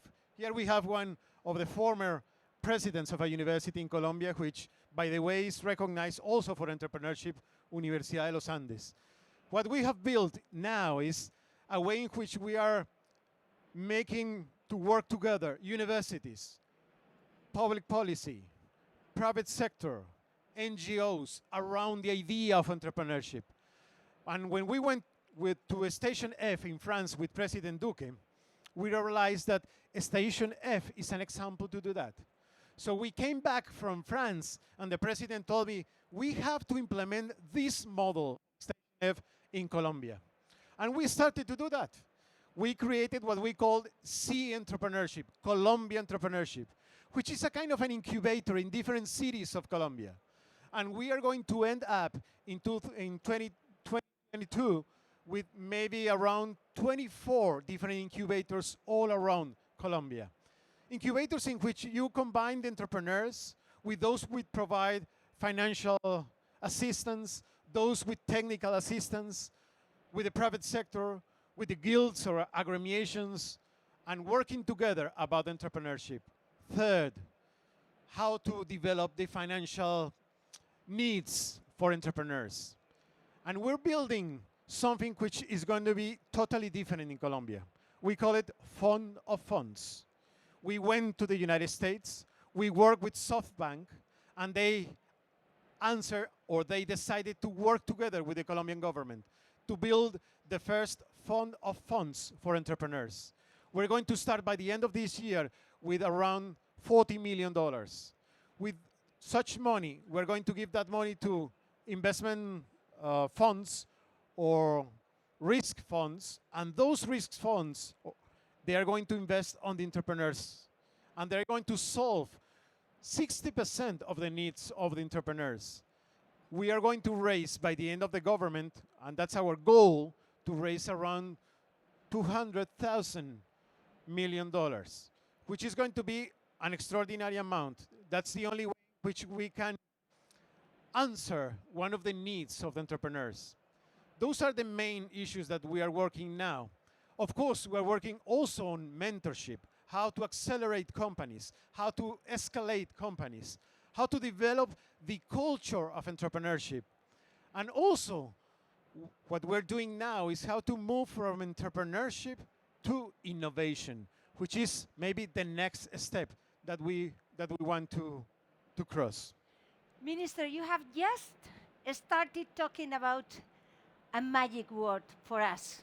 Because when we talk about entrepreneurs, when we talk about startups, we talk about innovation. But when we talk about transformation, we talk about innovation. That's why, as far as you know, when you talk about the claim of South Summit is innovation is business, is the transformation of society. So you have just entered in that. How are you working on that? How are you working not only in innovation, just the magic and the big word about innovation? I prefer you that we talk about open innovation, that we talk about how our traditional companies, corporates, are transforming to work with the startups and how we can all together make and develop business. What about innovation, Minister? What you have said is very important. How to promote open innovation in a country. We have just started with the private sector a new space in which we are developing challenges on public policy. So we are, for example, inviting the Minister of Energy and ourselves with Impulsa, which is our national agency for innovation, working together on a challenge. Which was the first challenge? How to develop energy in remote areas of Colombia by entrepreneurship, social innovation. And we are starting to do that. It's a free space. Now we're working with the Minister of Defense in other issues. Now we're working with the Minister of Housing in other issues. That's a way to promote the idea of public innovation. But the other thing that we're working on is how are we going to be able to move the country towards the idea of the fourth industrial revolution? How are we going to move our private sector, our public sector, on issues like blockchain, Internet of Things, artificial intelligence, for example? So last year we were with President Duque and Presidente Moreno from IDB, and he said, why don't you create in Colombia a center for the fourth industrial revolution? And we started to work on that with the World Economic Forum. In Davos, in Switzerland, we announced the creation of this center. And finally, in May, we started the Center for the Fourth Industrial Revolution. And now it's in Medellin. And what are they doing?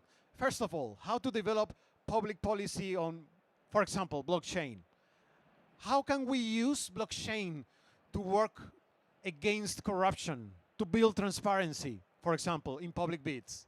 That's extraordinary, and they are starting to develop the public policy on that issue, and they are learning from the other four centers for the fourth industrial revolution, one in Beijing, the other one in Japan, the other one in India, and the other one in the United States. Now we are also working on artificial intelligence in order to build the public policy. How, for example, local territories of Colombia can contract or develop contracts in order to implement artificial intelligence in those regions. And third, how can we implement Internet of Things as a way to build smart cities? And we are starting with the G20 starting in Medellin. But then we decided, let's go to the Pacific Alliance and show the other countries what we can work together. How can we work together? And they said, we are interested. So we want you to invite, for example, some cities in Mexico, in Ecuador, in Peru, in Chile, to work with Medellin to develop this public policy in the use of blockchain to build transparency. That's another way to build innovation. And the third one, which in my opinion is very important, how to work also on the relevance on education. So what I said is we have to work together, Minister of Education, Minister of Labor, and Minister of Trade, together working on relevance on education. In my opinion, we need to innovate on education and educate on innovation. And means that we have to go back to basics. Which are the best parts of education in our lives? In my opinion, is kindergarten and the PhD. Yeah. In both parts, you build your education, your learning process based on curiosity. Yeah. How can we build curiosity as a way to promote innovation from the beginning, from the first years of our children? So now, those are the kind of things that we're working on together. Minister of Education, Minister of Labor, Minister of Trade too. I love what you say, because you are talking about the different issues that really are very important about all of this. We have 4 minutes, and we've been talking about education, and we've been talking about innovation, about the ecosystem, about capital and financing. I would like to put them together. And you have talked about one thing that I think is really very important, how you are working with venture fund, the most important of the world, as is SoftBank, and you are with a fund of funds. How is that going to work? For example, for all the different funds in Colombia, and how is that going, that really, those 40 million that you have talked about, how are they going to multiply, and how is the money going to reach the entrepreneurs? When we start to think about this model, we said what we have to do is to take advantage of those who know about entrepreneurship. So the idea is not to give the money directly from the public government to entrepreneurs, because actually we as public politicians, we don't know actually to work on entrepreneurship. I think that entrepreneurship is so important that it cannot be relegated to politicians. You have to include the others, the private sector, the entrepreneurs itself. So what we did is just build a fund, and with the fund, give that fund to the real risk capital funds, those who are actually involved in entrepreneurship. And what they have to do, they have to invest on real entrepreneurs. They have to choose the entrepreneurs. So that's a way in which, by an indirect way, we are promoting entrepreneurship on the other side of the road. That's exactly the idea. And what we're doing now is that we are coming, for example, here to Spain. We're going to the United States. Now I'm going to South Korea to sell the idea that when you're thinking about increasing investment, a way to increase investment is not only about investment on infrastructure or investment on energy, on investment on agro-industry or tourism. Investment is also about private capitals, risk capitals, coming to Colombia to add to this idea of the fund of funds. And what we're doing is attracting those kind of strategic allies, SoftBank, Y Combinator, 500 startups, Station F, to work together in the ecosystem of entrepreneurship in Colombia. So it's great. What would you like to tell us in this 1 minute 40 we have? Would you like to add anything? No, maybe I can answer one question from the public audience. Do you want just very quick question? So clear. Yeah.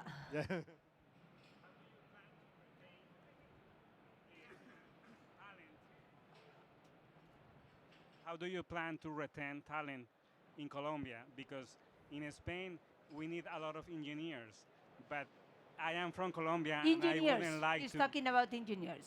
to take the engineers from Colombia to take them here. Thank you. I have to say something at the beginning. I mean, this is a globalized world. We understand that usually talent moves. What you have to do is to build ecosystems to be enoughly attractive for those human talents that we have. But of course, in addition to that, we can also build human talent for the world. That's a way in which you can build also positive externalities. Because when you have extraordinary human talent all around the world, they can work together with human talent from Colombia. What we have to do is to strongly develop our human talent. Not only those who are going abroad, but also the other part, the other human talent, which maybe you are not developing.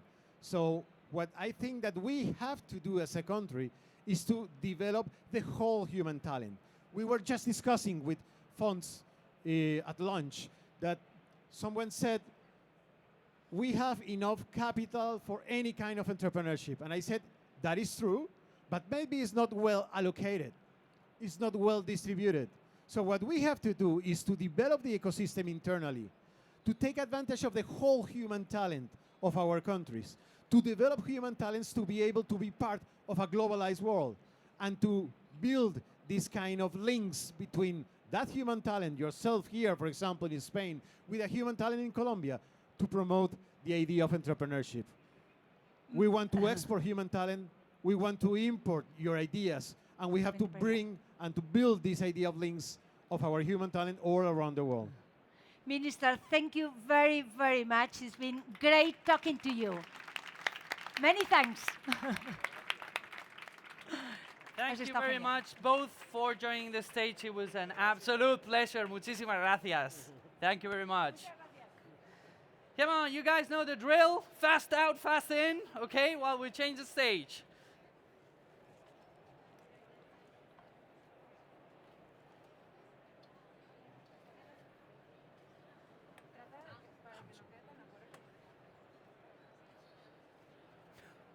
I need to take a picture of you.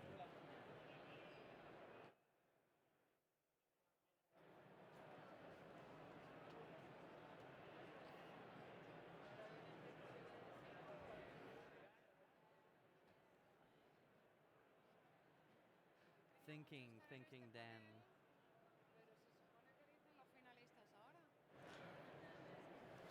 Okay, how are we feeling? Resisting? Now we're going to talk about something exciting. Yeah, right? Yeah. Ah, there you go. That's the spirit. So, who here came last year? Raise your hand. Last year? Some of you guys? Ah, there you go. Everyone else is new?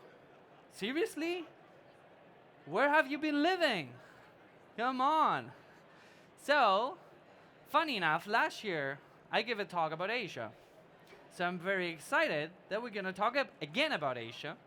Who here likes Asia? Raise your hand. There we go.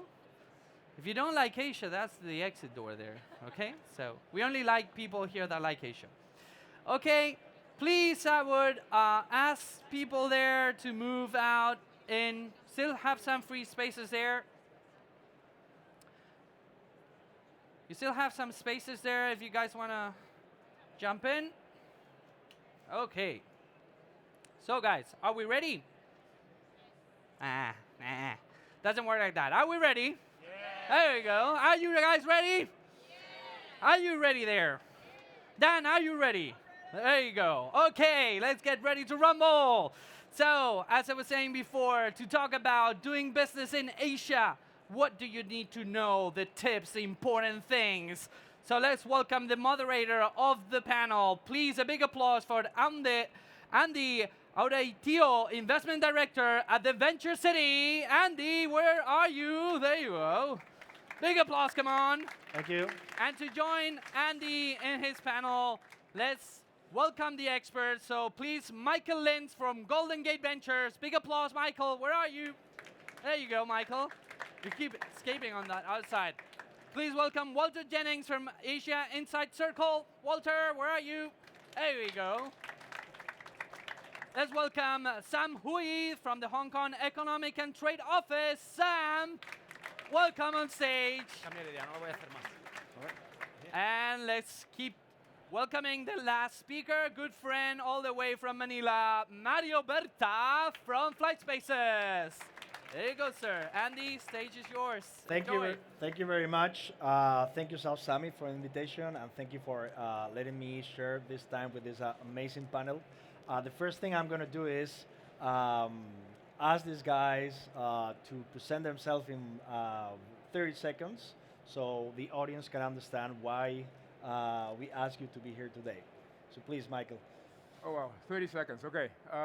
Michael Lins, Dutch born and raised, 2 kids, living in Singapore, running a VC firm. We have 4 funds under management, 3 early stage funds, 1 late stage fund. Done. Wow, we have 20 seconds more. So Mario, you can have an extra time. So. Hi, I'm Walter Jennings. I'm visiting from Hong Kong. I had worked for Huawei Technologies in Shenzhen. Very first visit to China was in 1992.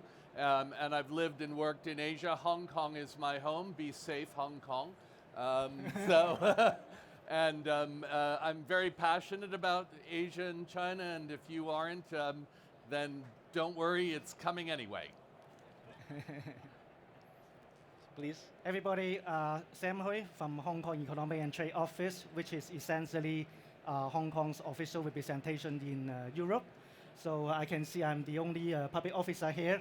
I hope I can provide you with a regulatory and institutional perspective on how to do business in Asia. Okay, well, Andy, thank you very much for replicating Southeast Asian tropical weather in here. I miss it so much, right? So I'm Italian by origin, you know, nobody's perfect. And I have a Spanish corazon, let's say, and then I've been in Asia for about 10 years now. I was in Rocket Internet. I left after the IPO of Rocket Holdings. And then I built my own company, which is basically a sophisticated brokerage firm for commercial real estate. So myself, I'm a partner at Evento City, and the reason why they asked me to moderate this amazing panel is because I live in China for 2 years, and I also live in Singapore. So I'm familiar with the amazing opportunity of Asia. So my first question for you guys is why? Well, let's start with a very, very, very basic question, like Asia. What is Asia? Because it's a very short word. It's a continent, but it's a very big region. So for each of you, what do you understand when you think of Asia? So I'll start with Mario this time. I'll give you a break. Okay, awesome.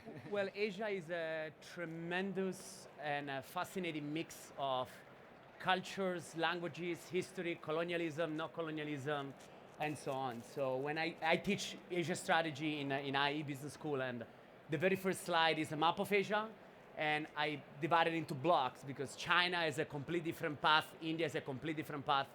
Southeast Asia, based on colonialism, has a kind of unified path. But we go from, I live in Manila, can you imagine we have the world's airport in the world for 4 consecutive years, and I fly to Singapore, which is the best airport in the world for 4 consecutive years, right?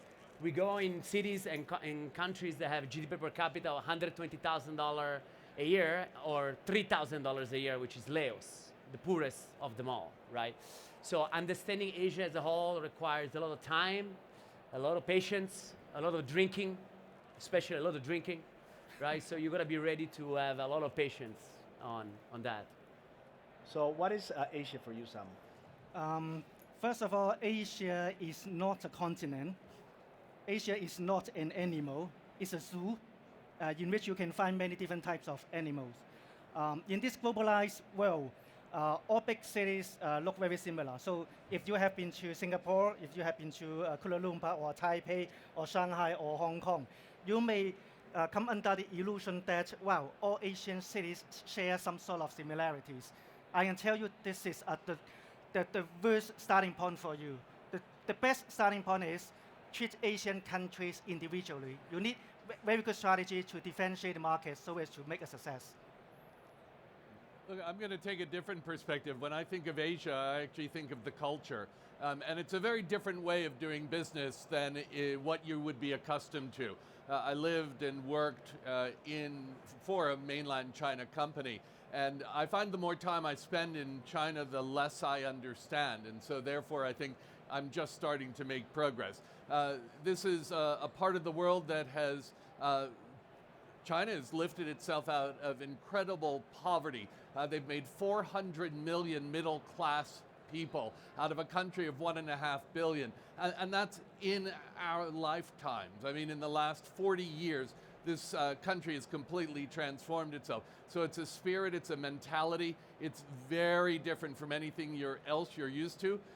In the West, you're the superhero. In China, the community is the superhero. And that's a wonderful spirit, but it's very different. And it will take some time, but come on over. We're all very hospitable.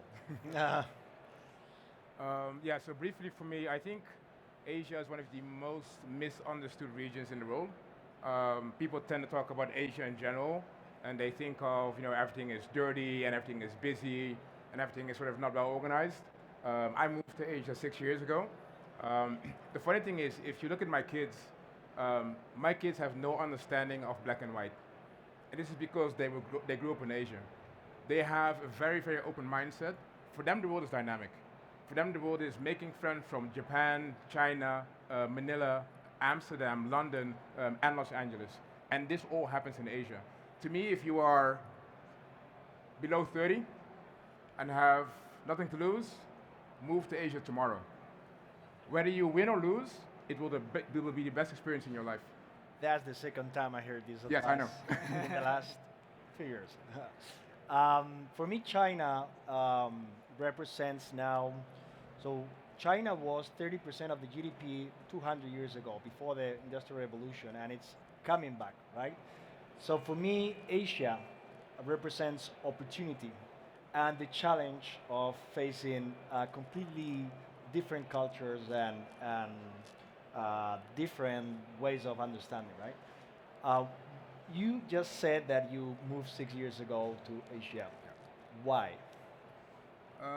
So I'm Dutch, born and raised. For me, Europe was super slow. I'm a former founder, so I built my company about 14 years ago. I'm 44, by the way, so I'm quite old. So I exited my company, and I wanted to start a VC firm. And I had the biggest issue finding companies to invest in and finding LPs for our fund. One of my friends said, you should move to Singapore and see what's happening there. So I literally packed up my bags, told my wife, we're moving to Singapore. She was like, nope, not happening. I said, I'll go first. They'll be fine. What would happen is we raised 4 funds in 6 years' time. Wow. This would have never happened in Europe if I would have stayed here. That I can tell. So that's my main reason to move to Asia. I'm having second thoughts about Madrid now. So, Michael. Walter. Sorry, Walter. No worries. Why did I move to Asia?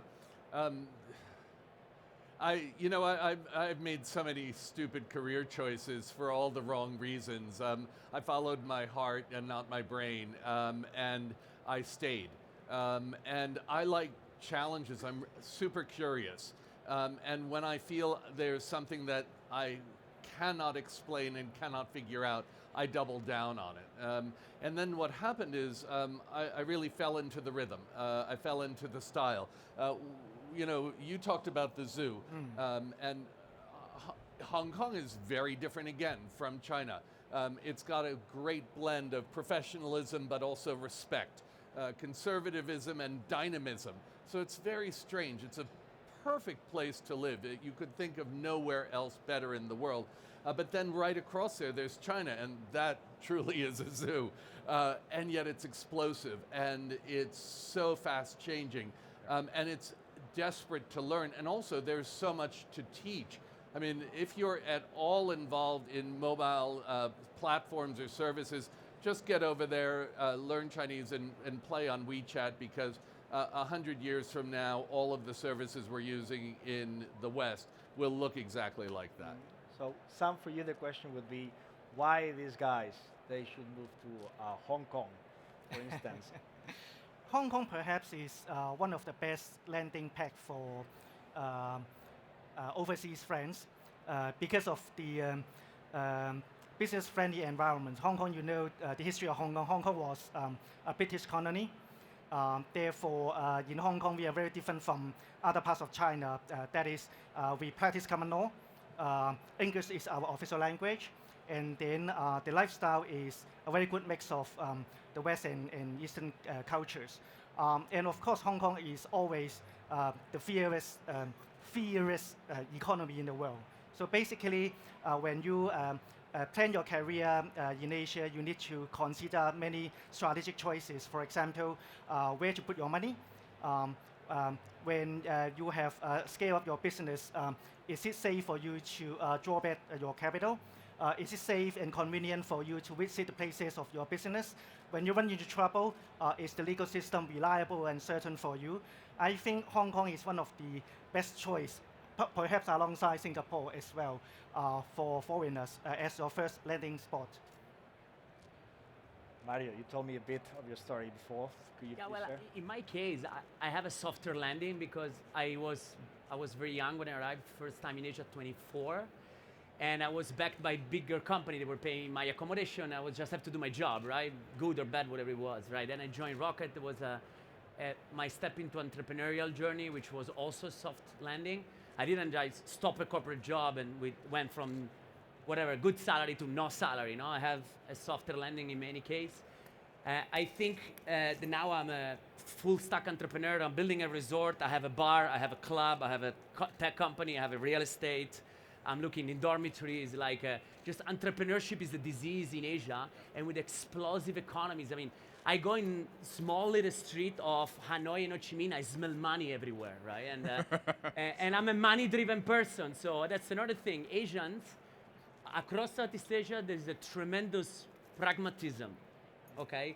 All the crap that we have in Europe of things that doesn't exist, right? Asians are extremely money-driven. There is not a population around them which so many different. Chinese are the Golden Globe, the World Cup of money driven, right? So if you guys are following success and money, that's where you find a good landing spot for Asia. But you will be extremely challenged by tremendous entrepreneurs that are extremely good and merciless, absolutely merciless. I mean, remember the story with Grab? The first things they tried to do, they tried to deport me. They look at my visa in the Philippines and they tried to deport me. There's a little problem. In my bar, the chief of immigration is my partner, right? So that's how I solved the problem, right? So be ready for a fearless battle. I will say, though, in Hong Kong, one thing is that it is, as Sam said, one of the freest economies, but also the least corrupt. Correct. And also, we do have wonderful medical benefits, so there is a social net there as well. So it's... Yeah, I don't get that in Manila. I don't get it. No, understood. I'm just saying it's going back to the zoo analogy. We're maybe the zebras. So we have been talking for a while about how exciting Asia is, but I know from my experience that you have ups and downs, right? So we agreed to share with our audience like real stories. What would be the things that you guys don't like? What would be those days that you wake up and you ask yourself, what the fuck I was thinking the day I thought of leaving Amsterdam? And probably have 1 out of 100 days, but what are you thinking those days? Oh, yeah, well, a lot. Haze, raining, haze. Well, the haze is not the worst, I guess. So I'm Dutch, so we're pretty direct. If something we don't like, we just say we don't like it. We want to do business, we say we want to do business. Asia is about building relationships. There's a good thing about what Mario said. Entrepreneurs are definitely merciless. They work hard, they're very aggressive. But on the other hand, you have to build relationships for the long term. So if you think you can come to Asia, build a business within a day, know everyone, it's about building relationships long term. They want to see you more often. They want to drink late evenings. You have to go through all the process. And I made tons of mistakes going into boardroom saying, hey guys, let's make this investment happen. They're like, no, we're going to have dinner first. You're going to talk to the boss tomorrow. Then we'll have drinks. I'm like, okay, when are we going to talk about business? It's all Well, about dating. It's a dating yeah, exercise. And Everything. they literally said, we're not talking about business this trip. And like, why am I here? So, So we can get to know you. I know there is a word in China for that, Wanxi. Maybe you can explain Wanxi, you can explain that a bit more in detail. Yeah. Guanxi is literally means personal relationship. I must say the old days when you can only do things through personal connections have long gone. In not just in China, but in other Asian countries as well. But Asian has is very specific perspective on interpersonal relationship. It may not have to do with corruption, but you need to maintain a very good social and cultural network so as to lubricate everything that you do, including your business and including your everyday routines. So pay attention to guanxi or interpersonal relationship. It is a key aspect wherever you go in Asia, in Japan, in China, or in Southeast Asia. I can tell you that in some countries in Latin America, for instance, it's pretty much, it's not exactly the same, but you get the same need in a way. So, Mario, what would be the things that you don't like? Well, I think one thing that, okay, so first of all, one day you wake up in Manila, it's raining for 15 days, there are floods, phone is not working, internet is not working, traffic is 3 hours, and I'm like, maybe I should move back to Madrid, right? But okay, then I go back on track. Right? I think one thing that really disappointed me, and no more than ever in the last months, was we don't have a typical business model that was very successful in United States, and a lot of the venture capital in Southeast Asia are completely FOMOs and fashionistas, right? So 3 or 4 years ago, we were going to grocery delivery company. There was some success, all the venture capital. Let's go, grocery delivery. Hey, don't you have a grocery delivery investment? Okay. Now, they did the same with Ofo Bike, and they burned $300 million in 6 months. They sued their own government, like all this sort of shit. It's just a joke sometimes, right? In my case, I have very little venture capital money, but I have 3 billionaires in my board with B, US dollar billionaires. And I build personal relationship with them. I went on a helicopter trip with them and so on, right? But none of them is a venture capital. I was the very first tech investment, but these guys understand the business, which is real estate. That's where I'm working on. So a technology like mine, they clearly understood what it does for them. And when I go to venture capital, they still think I'm a physical co-working space, although the first slide says marketplace. So most of the guys don't even open the deck. I don't tell you the number of time I hang up the phone over a call, like, have you went to my deck? And Asians are terrible liars also, right? Have you been through my deck? I briefly went through. That means they never opened the deck, okay? So I don't tell you the time that I said, dude, just tell me no, but tell it on my face, because I'm gonna chase you down until you don't call the police until you tell me no. Right? So I can tell you that some of that also happens in Europe. I would say the VC game is we can make it better, I would say. So what would be in your case, Walter? Thing I dislike. Look, okay. I think there are two big problems in, and I'll just talk about my experience in China. Number one, there's a relentless work pace. I mean, it's fast. And so the ability to step back and reflect isn't really in the culture. It's like, let's move on and get the next thing done. And you pair that with a fast-growing economy and with an increasingly skilled workforce, it's really challenging to find talent. The minute people get some skills, they're asking for 15, 20% raises or moving on. And it's leaving a huge gap, a giant chasm. And so there's a massive challenge for businesses. You just cannot find enough people to go around. And just my slight pet peeve is because it's only Asia, when you're engaging with professional services firm, they kind of sometimes send their B team. And it's like, wait a minute, we've got 1.5 billion people we're working with, Huawei, 170 countries, and trying to get legal services, professional services, public relations agency, they had all of their A teams in London and New York, but nowhere near Shenzhen or Hong Kong. So, please wake up and smell the tea. It's coming from China. Okay. Sam, I have a question for you. None of them said that the lack of regulation or maybe not the lack, but the immature regulation is a hurdle. Like, in your view, the state of the regulation in the region, being Hong Kong the most sophisticated hub, what we should expect in that sense? Like, if a founder goes to things of doing business in Asia, how they can navigate the lack of regulation, or where they should be aiming for in terms of hubs that they could be a safe haven. Yeah. I think one thing, especially for Europeans entrepreneurs, you really have to pay attention when you develop your career in Asia, because Europe, of course, has a lot of diversity amongst different nationalities. But in terms of the trade regime and the standards being applied across the continent, you can see a great level of consistency. But in Asia, it's not like this. Just as Andy has said, Hong Kong is one of the most sophisticated city in terms of institutionalization. Everything is, you will expect having a good legalism supporting your business still. But there are other regimes which you really need to navigate very carefully. And there's no custom union in Asia.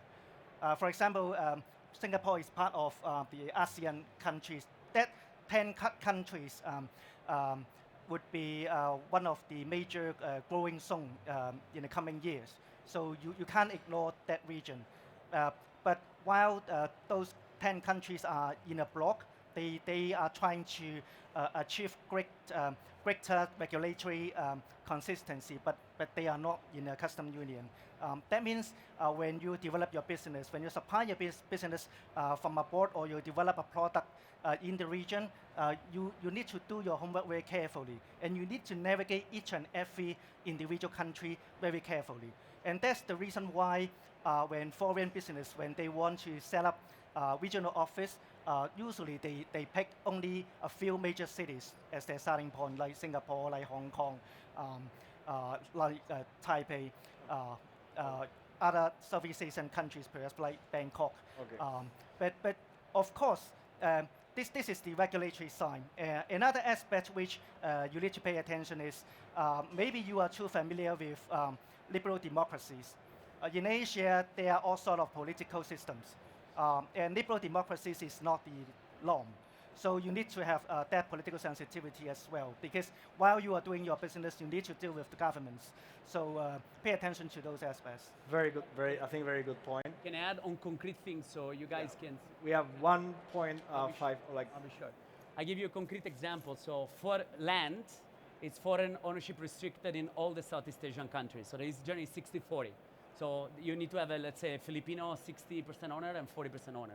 E-commerce in Indonesia actually was the only country that went backwards instead of moving forwards, because the big e-commerce companies in Indonesia, like Tokopedia, they bribed the government as much as they could, and they increase foreign ownership restriction instead of deregularizing. So they're going backwards in that sense, right? So they tend really much to protect local players. And then there is one other phenomenon, which is the family conglomerates, which is only in Asia. We can argue that you have Telefonica, big group, Acciones, big group, whatever, but they focus on one or two line of businesses.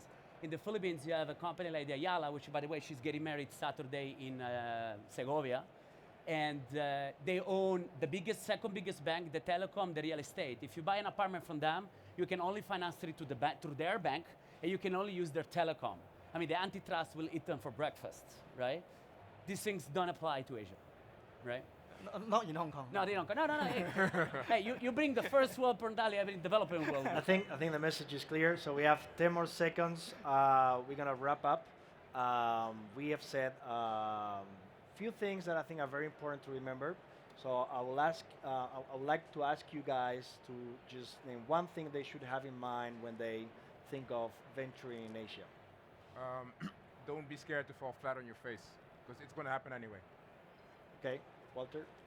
I'd say whether for business or pleasure, please come to Hong Kong. It's an extremely safe and exciting city. And despite the headlines these days, it's a wonderful place to make your home for or your business. Okay, thank you. Sam? Startup sector is growing very quickly in Asia. There are many startup hubs popping up, so pay close attention to that. Well, I guess I need to spend a word on the Philippines, which we have the most beautiful beaches in the world, top of the tree. Okay, CNN put Siargao, Boracay, and whatever. We have the best beaches in the world. That's it. That's what we have. I think you can all contact me, and then my resort will be ready in 1 year. So I give you a 30% discount. Thank you very much, guys. Looking forward to it. 50 for you guys. 50 for you. Thank you very much, guys, for joining us. It was a pleasure. Okay, so we know the drill. Fast out, fast in. This won't detract from the pleasure, so.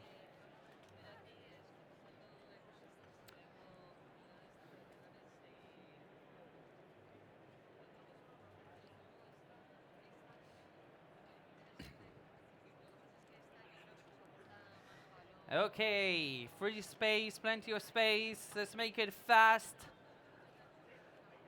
Guys, those of you that are talking, if you're going to be talking, please move outside.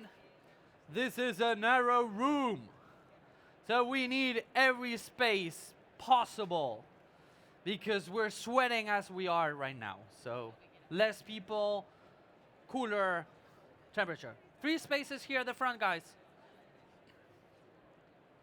Free spaces at the front, so if you want to join here. It's cooler here. You can get spit by the speakers. It's just brilliant. Okay, free space here at the front, gentlemen.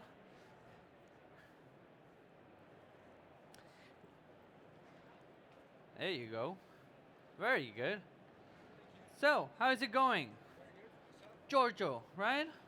Let's see, I'm fast, huh? Italy? Ah, perfect. Are you enjoying yourself? I am. Good. First time? First time here. Come on, who has been here for the first time? Raise your hand. Whoa. No, you said it again. You've been already here, so. Good. So, are you enjoying yourself? Yeah? We're having fun? It's always fun. I don't know why. Yesterday evening, I was finishing dinner and I was thinking, oh my God, so much emceeing, so much hosting. But this morning I arrived and there was this really cool vibe. And, you know, boxing ring, I was on the pitching stage, and boxing ring always gets you in the mood. Anyway, I'm going to give the stage for our next panel, which are going to talk about something that is very dear to my heart, which is connecting ecosystems and creating entrepreneurial communities around the globe. And this is especially close to my heart because I travel a lot. And there's one thing that it's really beautiful to watch. No matter where you go, people have the same issues. People have the same problems. And finding people you can connect with there that can help you understand the different realities maybe of different cultures, of different, not even countries, because even within the same country, you'll see differences. And I think there's no one better qualified to talk about that than our next moderator, who's a very dear friend of mine and that has been doing an extraordinary job connecting ecosystems worldwide. So please welcome the moderator of the panel, Ben Constantini, CEO of Startup Sesame. Mr. Ben, always a pleasure having you on stage. Thank you very much. And to get your panelists, let's welcome Cristina Fanjul from Theia Asturias. Big applause for Cristina. Thank you for joining us.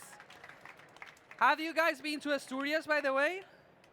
Yeah. Oh? Yes? Okay, who likes Asturias? Who doesn't like Asturias?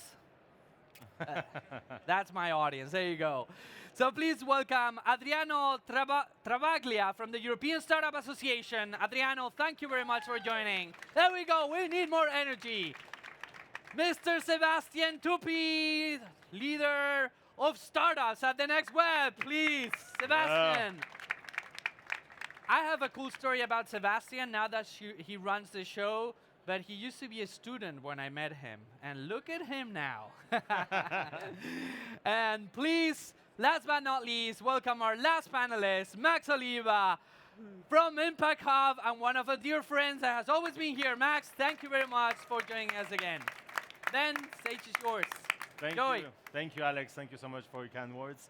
Before we get into our topic, I have a few questions. I'm going to grill our panelists. I just give you the opportunity to briefly, like 30-second type of thing, introduce what you do and why you are talking about the topic of today. Let's start with you, please, Christina. Okay. Hello, everybody. My name is Cristina. I came from the beautiful region of Asturias. I think this is clear. I run there a Center for Entrepreneurship and Innovation, a business incubation center. We run different programs, acceleration services, access to finance, cooperation, and I'm personally involved in several international strategies of the European Commission, Horizon 2020, advisory committees, and I'm also vice president of the European Association of Business Incubation Centers. Beautiful. You busy? Yeah, sometimes. Yeah. And that's why you know about this topic of ecosystems and connecting hubs. Yeah, sure. Okay, we're going to learn more about it. Adriano. Okay, I'm Adriano Travaglia. I'm the president of the European Startup Festival. I was practicing law until 2000. Then 5 years ago, I decided to invest, co-found and investing in several startups, at least 10 startups. And then I was looking for an event to promote my startups.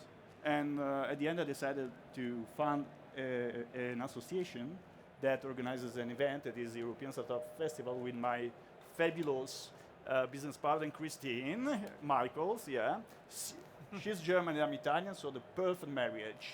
Business partner. Yeah. Okay. Okay, thank you very much, Adriano. Sebastian, why do you talk about communities? Exactly. Because I'm working for a company called The Next One in Amsterdam, basically in charge of startup relations for them, connecting them to investors, mentors, and corporates. We're a technology and media company based in the Netherlands, one of the largest tech conferences in Europe, and basically making sure that we connect all of the relevant communities within the Dutch and European tech ecosystem, basically. Thank you. Max, last one. But not Yes, least. a pleasure to meet you all. I'm Max Oliva, I'm from Mexico, and I've been working on this for the past 15 years. I've started 5 companies with an intent to create impact beyond just making money. I'll speak of one of them today, of the Impact Hub Network. Nonetheless, we've been working on education, creating ecosystems for education, and bringing this to other companies through Studio Banana and through other different vehicles. So I'll be happy to share this time with you guys. Thank you. Let's go direct with one very basic question. I hope it's going to be useful for the audience.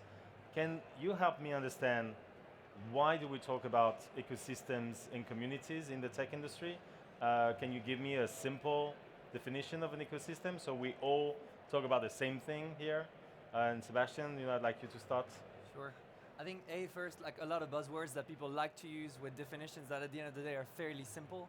Ecosystem is like a number of communities that are put together. If you think about the European tech ecosystem, I would say communities of startups, investors, mentors, corporates, governments, press that are basically coming together, collaborating, helping each other, and that are forming the European tech ecosystem. That's how I would describe it or look at it.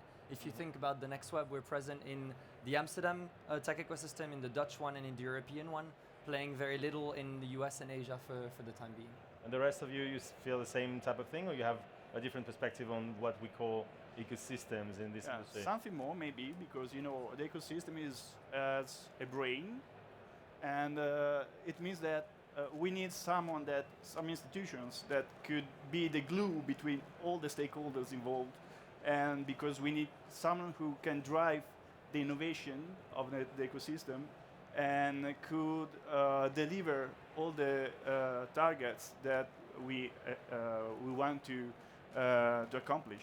So it's something more maybe, and but yes, it's quite difficult to find a common definition of ecosystem, from the 50s. So, anyone else want to react?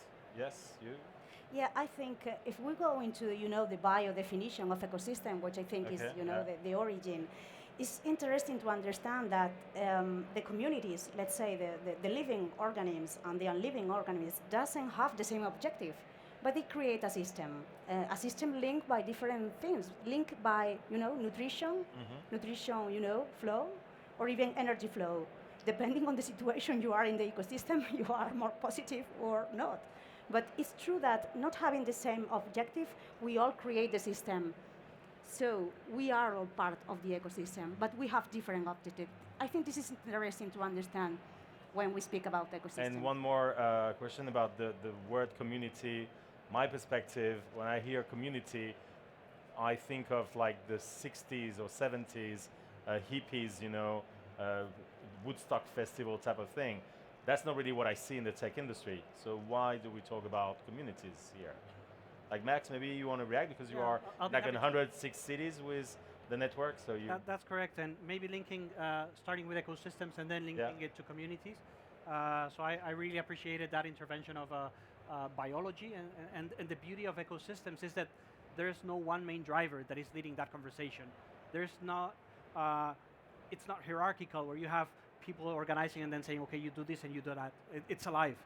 So you have to create the conditions for the system and the ecosystem to thrive, and for it to have mistakes, for it to work, for some of the systems within the ecosystem to fail, and creating these conditions is what we know as nurture in this context, and then bringing it to community and to what we've been building.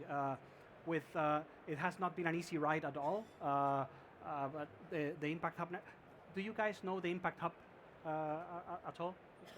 Okay, so just to know a little bit of framing.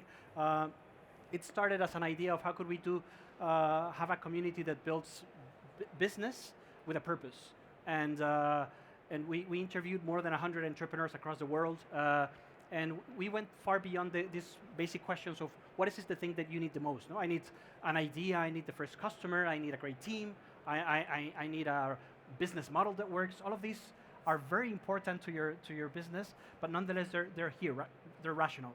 That deeper need that people had, be it here or be it in the gut, it was that need of not feeling alone, being part of something where you can fail, where you can be vulnerable. And this is very easy to say, but you have to create the conditions for people actually to take risks, make mistakes, fail, and yet be with other peers that are doing the same and going like, hey, this is not that difficult. I'm seeing Sebastian thriving. I'm seeing Ben doing a startup. Hey, how can I regain energy and the confidence to bring this business? No, so the hub has grown quite significantly in this past a bit more than 10 years. We're in more than 100 cities, 106 cities in more than 50 countries. I've been part of founding the network twice. First one, we almost went bankrupt, £900,000. We were able to refinance it, and now it's grown quite strongly. And in this sense, for us to create these conditions for different entrepreneurs that know their own local ecosystems to be part of this global network, and how do you allow then these communities to be that, to nurture one another, and coming to a little bit of what we spoke about space. Yeah, I was about to ask actually, like one of the contexts, one of the elements you need is to actually put these people together in a place. Yes, and in fact, now this is quite obvious, not so much when we started it, but for example, the energy here that we have now, no? At South Summit, couple of days, you have this incredible energy, you want to meet everyone, talk with everyone, and then this energy dissipates, right? So how can we have spaces where you have this energy in a constant way, where you not only have great speakers come and share their stories, their failures, but also people that are building a community with one another, no? And so the importance of space, it's a fundamental driver for this, and it goes far beyond just four walls. And so it's not about cool spaces or nice offices. It's about how the space drives and shifts behavior, and how it allows us to fail. And we know all the lingo, but to drive that to behaviors, it's quite a different go. No, so that's what we've been doing at Impact Hub. That's what we do at Studio Banana. So how do we create these spaces for people to actually thrive, fail, and be vulnerable? I'd like to hear from the other panelists, especially also from your perspective, coming from the public sector. You also have, like you're adding an ingredient to these ecosystems to be like functional, sustainable, etc. Yeah, that's the idea. The idea between the ecosystem is something, as you mentioned, is something living. We all make part of this ecosystem. It's natural, that the public sector is interested in entrepreneurship and innovation. It creates, welfare. It creates employment, high qualified employment, but it's not a question of territorial competition, let's say. We are not thinking in this situation of, winners and losers. This is the old paradigm. We need to find, for being global, to really arrive to these global challenges, we need to be based in different concepts. And one concept, which is made by the EU, sometimes, the EU launches this strange concept, is the smart specialization strategy. This is based in the fact that every region cannot be, the top leader in every area. So we need to be really specialized based in our background, based in our industrial tissue. This way, we can create specialization poles, and then the cooperation, the collaboration is more easy. Then we can arrive to the next level. Then we can create, this balancing growth. That's interesting because this is the only real objective of the public sector, the welfare of the people. And if you would say, like from the international perspective, so I know you're supporting, like it's very local or regional what you're doing, really to support entrepreneurs in that particular area. How does it come, in practice for you to also connect with other ecosystems? Yeah, it's different level, When you work in the public sector, you need to ensure a kind of, different level of services. If you can really help your companies to grow, to scale, then you need to understand the rules of the play. And the rules of the play makes that you need to have connection in all Europe to really help your entrepreneurs to go to this. So I think the key is to really allow and put the conditions in the ecosystem that every actor is connected on their own networks, and that all the things playing. I think this is the clear role of the public administration, to put the conditions. That's it. Anyone want to say something about the public sector, like working with the public sector? Public sector is always lacking, so it's a mess to talk about public sector in you want more, not public sector. You want more public sector. Yes, obviously, because we don't count anything in the world as Europe. So you can see the numbers, the figures of our economic environments. They are not ecosystems. And so watch to the figures of the Asian or American ecosystems, and you will find how it's important to have the direction of the public. Yeah, okay. It's a fact.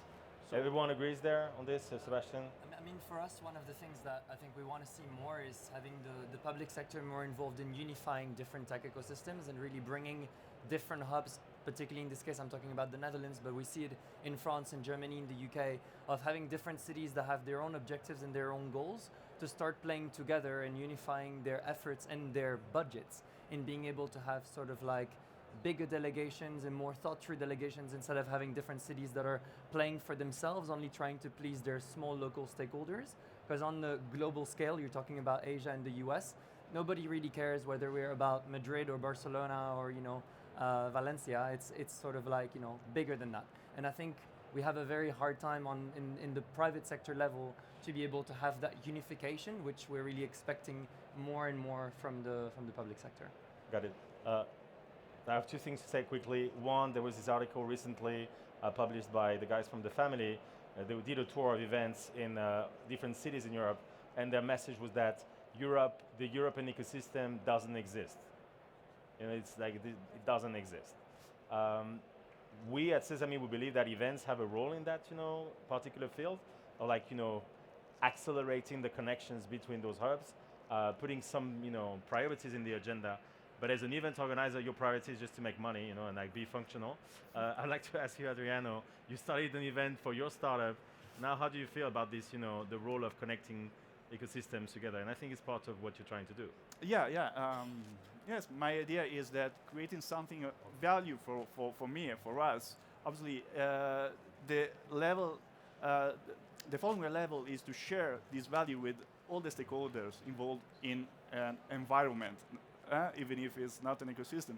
So what we are looking for is to create a pan-European level of negotiation between all the stakeholders to overcome all the issues that each one of the countries or maybe each one of the cities have. So for example, in Italy we don't have VCs, And so we have to go abroad to find VCs. And the only way is to, it's not easy to send an email to a VC advisor and to have a meeting with him. But the only way is to connect ourselves in this occasion, obviously, because they are the main occasions that we have to meet people.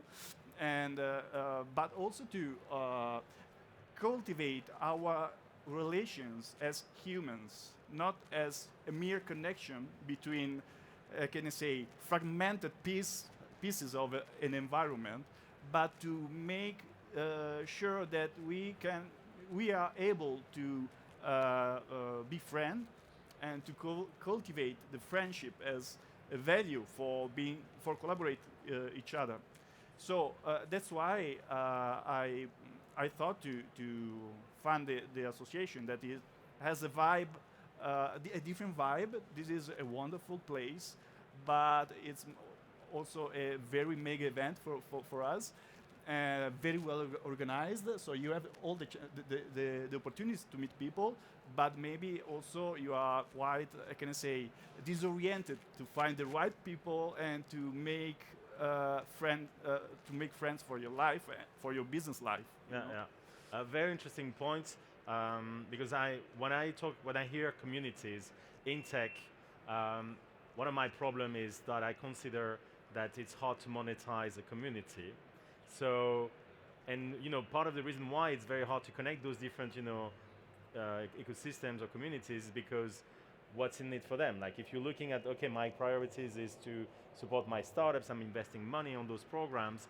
If I work with this other ecosystem, that other city or that other country, what will be the output for us, right? And yeah, basically I feel that we use the term community to say, okay, let's do it for free, like that type of thing. Any feedback, any reaction to this? Yes, Max? Yeah, I think it's fundamental, and in a way there's a beauty. To work for free?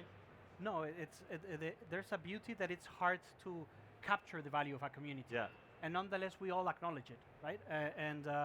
So perhaps you find different business models that allow you to be sustainable, and the community is harder to materialize it. Nonetheless, the value is there. And I'll give you just a couple of examples. The first one being Impact Hub. One of our business models is co-working, another one is events management, the other one is creating projects with companies. So those are the business models. Now, the engine that allows this to happen is the community. And it nurtures itself. That's what keeps us competitive in a market that has much more competitive players than ourselves. And nonetheless, we have found a niche of people that want to do an impact through their business that connects to this. So then it's a community that engages on a common purpose. And a second example that was a spin-off of this, actually, it's Team Labs. And it was, hey, how do we, if you want to become an entrepreneur, there's no way to be taught to be an entrepreneur. You have to start a company, fail, do it again, do it, until you learn by doing, right? It's quite obvious. And so we started this company of, how about we bring the university 100% outside of the university, which is Team Labs. And in this context, it's a community for people that want to start businesses. You are with other entrepreneurs doing stuff. You have students that are getting an undergrad degree, but together with other entrepreneurs. So the value is in the community. The revenue model there is you get an official undergrad degree. So I think they should be separate. Nonetheless, the real value is the community, and we are far smarter as consumers than what many times we give ourselves credit to. So it's very easy to acknowledge when it's a real community and when it's a nice wording that you put on the wall: community, friendship, connect, innovation, and you go like, it's quite shallow. Yeah. One last question, because I have an amazing group of speakers here with like a lot of knowledge. I believe that in this room there are a lot of I hope that a lot of you are interested about building communities. Like some of you might be community builders, event organizers, working in communication, marketing, stuff like that, right? Like helping people around you connect. If you say one word, just one word, each of you, to your best advice for all of them to grow better communities, to connect their ecosystems together, what would it be? Max is going for it. One word? Yes, just one. Focus on your user. That's like 4 words, but okay. User. Okay, user. So, okay, fair enough. Hashtag focus on your user. Sebastian? Yeah, that wasn't planned, huh? Yeah, that wasn't planned. I would say internationalization. Okay, internationalization. So user focus, internationalization. Adriano? Oh, collaboration. Okay, collaboration. Yeah, it was mine. It was Co-creation. mine? Oh, sorry. It was mine. sorry. Co-creation. Yeah, it's the key. Sharing. So you get to your phone, you tweet that with a photo of us. International user co-creation collaboration. Thank you so much for being with us today. If you want to you. talk, we'll be outside. And thank you to all of you for being with us as well. Thank you very much. Thank you very much, guys. Pleasure having you. Thank you for sharing your time and expertise. I hope you guys enjoyed. And let's get ready for the final panel. So let's take some chairs. As always, some people in, some people out. Let's make it fast, please.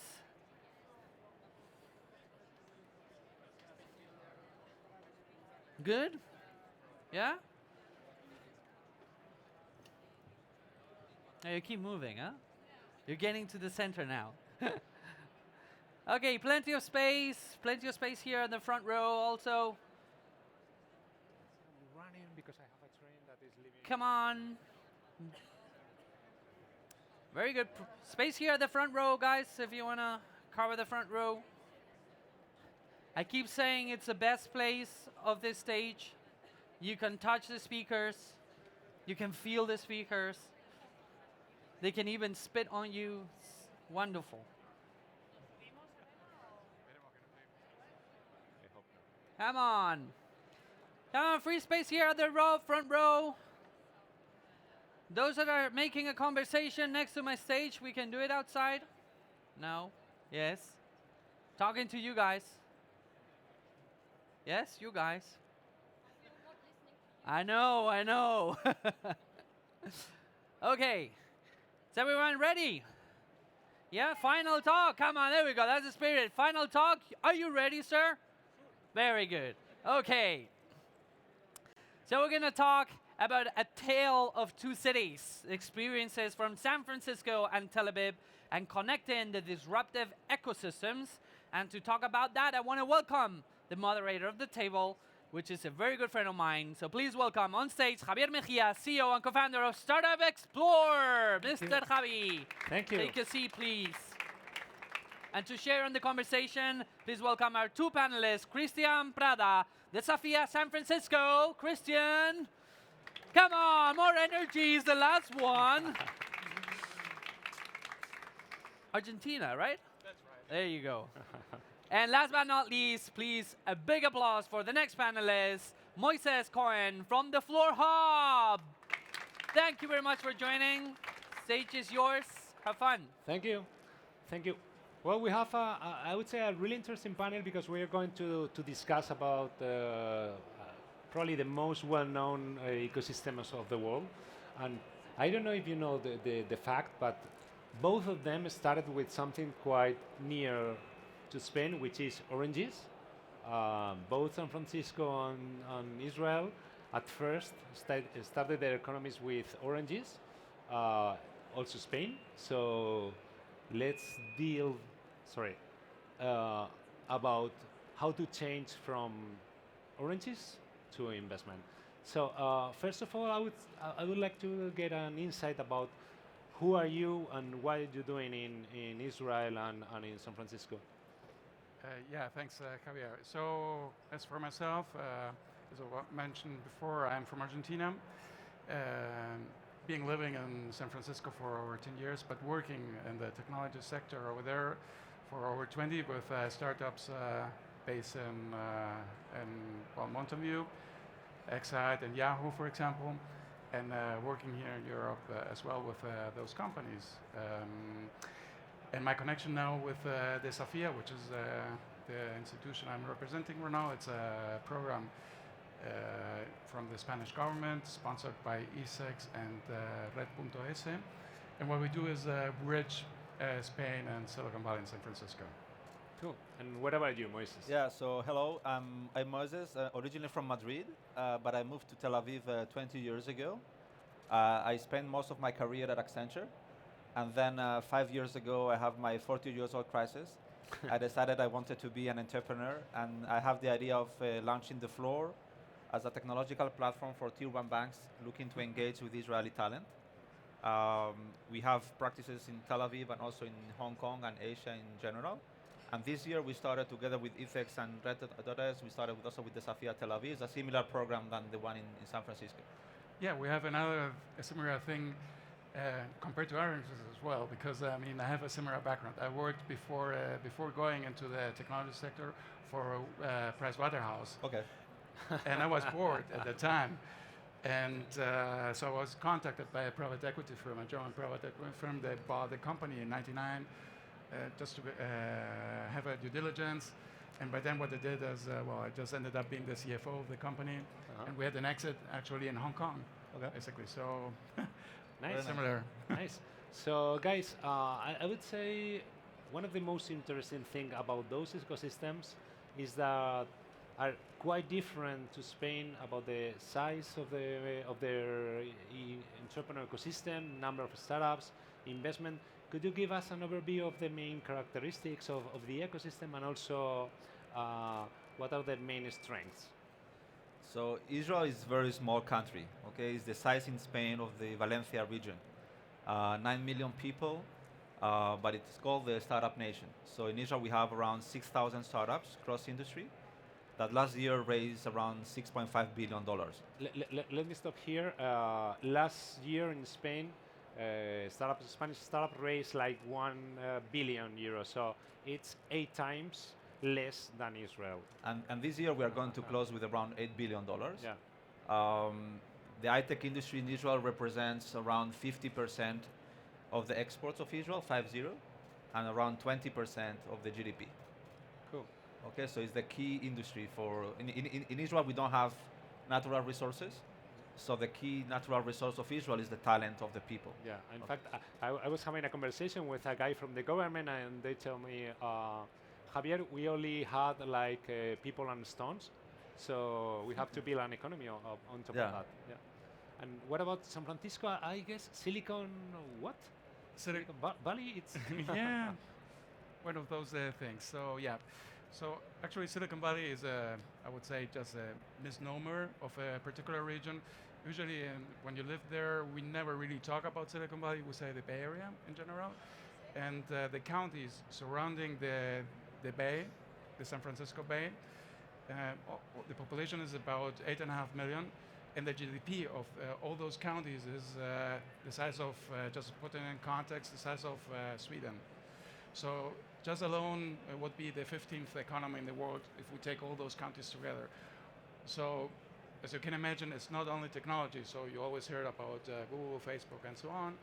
But there are lots of other industries that are super powerful, like oil, for example. So Chevron is based there.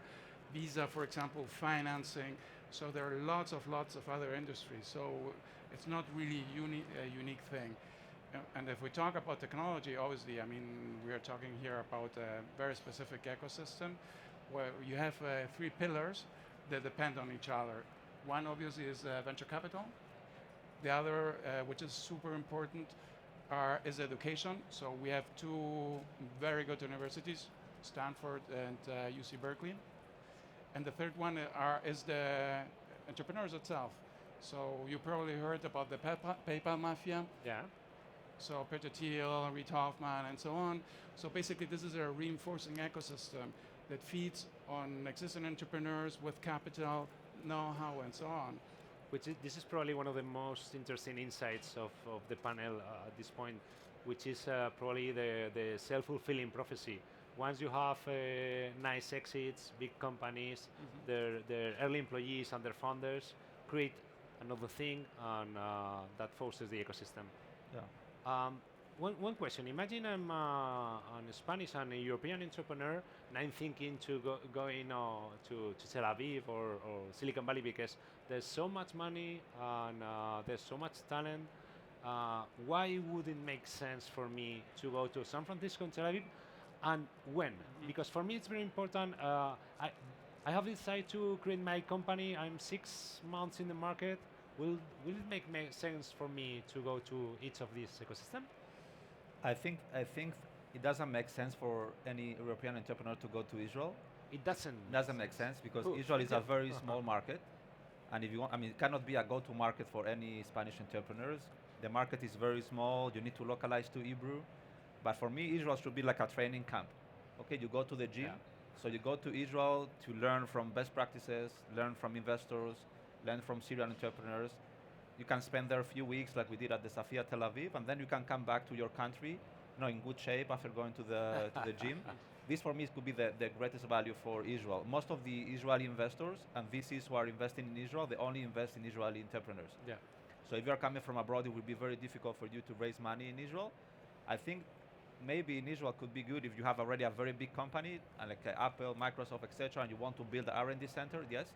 But as an early stage entrepreneur, is mainly to learn from best practices. And what about the idea that Israel is the gate to the Asian ecosystem, to gate to China investors, and so what's your take about that? So today, more and more, Israel is becoming a bridge to the Asian market, especially to China. That's why also we have offices in Hong Kong and now launching as well in China as well. But again, it's mainly focused to Israeli entrepreneurs. Yeah. Of course, it's a gateway to meet people and investors from China. At the floor, our investors are coming from Asia. And during the Safia Tel Aviv, we spent 2 weeks in Tel Aviv, but also 1 week in Hong Kong and Shenzhen. And the week in Hong Kong and Shenzhen was more focused on learning how to scale up in Asia your business. Yeah. And what about the Valley? I share Moises' appreciation for Israel. We have the same philosophy. We think that in order to tackle the US market, in particular Silicon Valley, you have to be prepared. You are really competing I would say in the La Liga. Yeah. So if you want to be there, you have actually to go through places that are easier in order to train yourself. I mean, you're gonna get there, but I mean, that training, it's a lot more efficient if you do it back home. I mean, do this training over there, it's obviously possible, but it's super expensive. The Bay Area is very expensive place. Very expensive. Very expensive, Yeah. very competitive, and there aren't really that many people that do that. I mean, on the first run. I mean, you see, I think about 70% of all entrepreneurs in Silicon Valley are foreigners, but those people had previous experience. I mean, not in the first run. I think this is a very big difference with Israel, where 99% of entrepreneurs are Israelis, and 90% of them are coming from elite units from the Israeli army, so not coming from the academy. So the academy in Israel is not very important. Okay, you have like 4 or 5 elite units from the Israeli army, where all the entrepreneurs are coming from the same units, and the investors only invest on people coming from this specific unit. Because they build relations prior to joining the companies. First of all, to get to get access to these units, you need to be like a super talent guy. And they know that if you have been going to these units, so the army is doing like the human resources for filter for the investors. It's like we said, the biggest incubator in Israel. Yeah. Let me go back to what you mentioned before about the reinforcing thing. So what I've seen in my over 20 years in Silicon Valley is that before, when I was an entrepreneur, we didn't have a framework in order really to grow a company there. Yeah. So what I'm seeing now, there are very well established patterns and key takeaways how to manage a company. Back then, for example, in my case, I had an MBA. I worked for Pricewaterhouse. So basically, what we did is whatever we learned at school, we thought of a big company, we made it small. Yeah. And the paradigm today is completely different. And why I'm saying this is, I see this evolution here as well in Spain. So now, those best practices, we are using them here as well. So there is really no need to go to San Francisco. Maybe 10 years or 15 years ago, yes, because this was novel there. You didn't have this here. But here now you have a whole lot of support systems in order to go through all this training here. And then once you're strong, go over there. Cool. So my next question will be, what kind of companies would make a nice fit for those ecosystems? For example, regarding San Francisco, would it make sense for a health company to go there to raise funds and to get access to customers, or what do you think? Yeah, so I think you have to separate between, for example, biotech companies. So San Francisco, in particular South San Francisco, which is a part of San Francisco, is a very strong biotech hub. So you have, basically the biotech industry was born there. Even though the guys from Boston say that I know, theirs. I know. I mean, obviously Boston is a very good choice. No, of course. And the problem with if we're talking about medtech, for example, it's very tied up to the regulations, and that's the difficulties. I mean, you can have an idea how to do that, but the problem is, I mean, you have to know how to deal with the FDA, the rules, regulations, and so on. So this might be a place where we didn't see a lot of traction with the companies that go through our programs. But another case where I see that, for example, many companies struggle here is in particular high growth B2C companies. Yeah. With a deep focus in product, because one of the things I have discovered is that in several ecosystems here in Europe, there's not a culture of supporting product-focused company. They are looking for the early revenues, and so it's something quite different to the Valley, I guess. Correct, exactly. I couldn't agree more. What I always see is that investors in Europe and many in Spain push the companies too early and to focusing on cash flows and not really growth. And so people in Silicon Valley do this completely differently. I mean, it's not that they throw a whole lot of money at a company without any KPIs or anything. Yeah. So in Israel, for instance, most of the startups that raise already $50, $100 million, you're not going to see many revenues in the first 5-7 years. So, and there's a very strong focus to B2B, less to B2C, because Israelis always, since the market is very small, they always think global from day one, but they always think more to the corporate level. Yeah. And you get delegations in Israel from key corporates every day. Here in Spain, for instance, Santander is one of our founding partners, maybe one of the most active banks in Israel. So I think the B2B factor is a key differentiator from Israel, especially in our area in fintech, where in other countries we see a lot of B2C going on. Regarding money, let's focus there. One of the biggest complaints of European entrepreneurs not focus on the biggest hubs like London and Berlin, complain about the lack of resources of investment. It seems like both Tel Aviv and San Francisco, there's so much money flowing in those startup companies. What's your take about that? It's really a huge difference on the funding side. But before answering the question, what's the comparison with the cost of engineers? Because, for example, they say in the Valley, okay, you raise 1 million pretty easy, but you spend that million in 3 engineers, 4 engineers. So how does compares it to the cost I wish structures? it was only 3 engineers, probably less. I think in Israel you need to be a very lazy entrepreneur not to raise the first $5 million. Really lazy entrepreneur. If you are coming from the right units of the Israeli army and you have the right team, really to raise the first $5 million, that should be normally in Israel the seed investment. This should be very lazy. That is happening because VCs know something that local VCs in Europe don't understand, or is it because the competitiveness of the industry? First of all, it's just because of the team. So they're not looking for the technology itself; they are looking for the team. Yeah. Normally in Israel, you're going always to see one of the co-founders as a serial entrepreneur, and then the other co-founders is their first venture. So the VCs are betting on the serial entrepreneur that they know from other initiatives as well. Yeah. And I think in Israel, people are very self-confident. In Israel, in Hebrew, it's called chutzpah. So people, they believe they can do anything and they can raise and they can sit in front of any VC and show them their vision and their dreams and convince them to invest. There's a little of a bubble, I think, going on as well. But so far, I didn't say bubble. You say. Yeah, there's a bit of a bubble going on, but I mean, everything is growing already for 20 years. Yeah. So in the 90s, Israeli startups raised $20 million per year in total. Now they're raising $8 billion in 20 years. So Moise said something interesting about the lack of ambition. So I would like to get your insights about the funding part, but also about the lack of ambition. What's your take about that? I mean, I wish, VCs would think that way in San Francisco. I mean, going back again to how the venture capital evolved in the last 20 years that I've actively seen is, I mean, during the 90s, late 90s dot-com bubble, it was relatively easy to raise a Series A with a PowerPoint, basically. So no business plan, anything. Series A, so basically not even product. They were basically, a Series A was financing a product.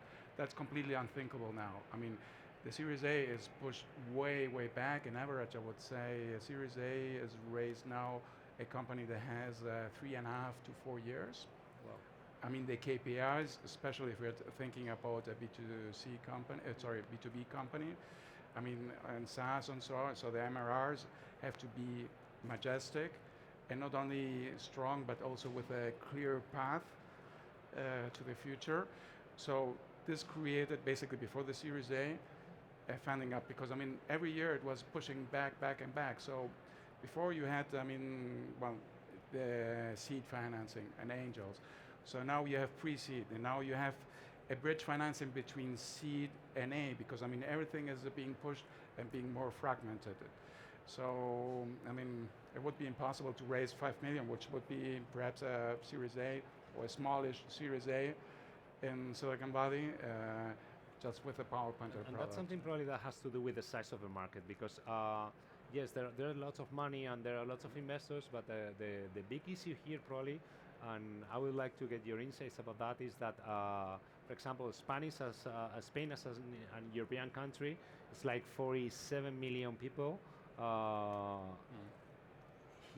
It's so huge, the USA, but 360. The nice thing about the Israel is that they don't think about Israel. They do care about the global. So, in fact, they target really big markets. So they think global from day one. So Israel is not their target market. Actually, it's funny because if you go to Israeli corporates, they don't use almost any Israeli startups. Okay, so all the Israeli startups are always exporting all their technology. And the fact that you think global from day one, especially the US, the UK, now APAC in general as a market, so you have all the world in front of you. So it's a huge potential. Yeah.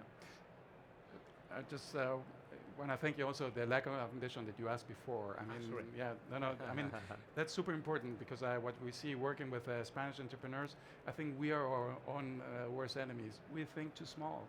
I mean, as Moises mentioned, I mean, people in Israel, the same thing in the US. I mean, they think going big. So, I mean, if we manage to do that and have also a venture capital industry that supports that, I mean, everything is possible here. So, I don't think we have much time. So, a final remark or insight you would like to share with the audience about, for example, we haven't time to deal with talent and so. What's your insight about that? How will you share with the audience? So, I mean, Israel is I would say it's an island, it's a very peculiar market, okay? All the markets are, fighting for talent. In Israel, we don't have a talent program. I mean, we have every year thousands of people coming from these elite units from the army, so you have around 2,000 people every year going to the private market. Yeah. So we don't have we have a continuous flow of talent, so the talent is not a problem. I would say that with my experience at Desafia Tel Aviv, I would say that the main difference I see between Israel and Spain is that as a Spaniard, so Spanish people are very strong in technology. They are very strong in operations. I would say the COO role is very good. The CTO role is very good. But then the VP sales, marketing, and CEO role of startups, I think they still have a lot of room for improvement, especially when it comes to raise money from investors. And of course, English is always a challenge in Spain. But this is, my case. Final tweet format. Be bold. I really believe there are lots of opportunities here, but be prepared as well. Okay. So thanks a lot. We have run out of time, as my cell phone is announcing. So big applause for the panelists, please. And for the moderator. Thank you, Javier. Thank you very much, gentlemen. Pleasure having you. And more important, the next applause is for you guys for staying all the way till the end. Big applause, guys, for you guys too. Just before you leave, this is a fact. I don't know if you have realized this, but I was looking at the audience. Sometimes when you're here, you don't focus on everyone.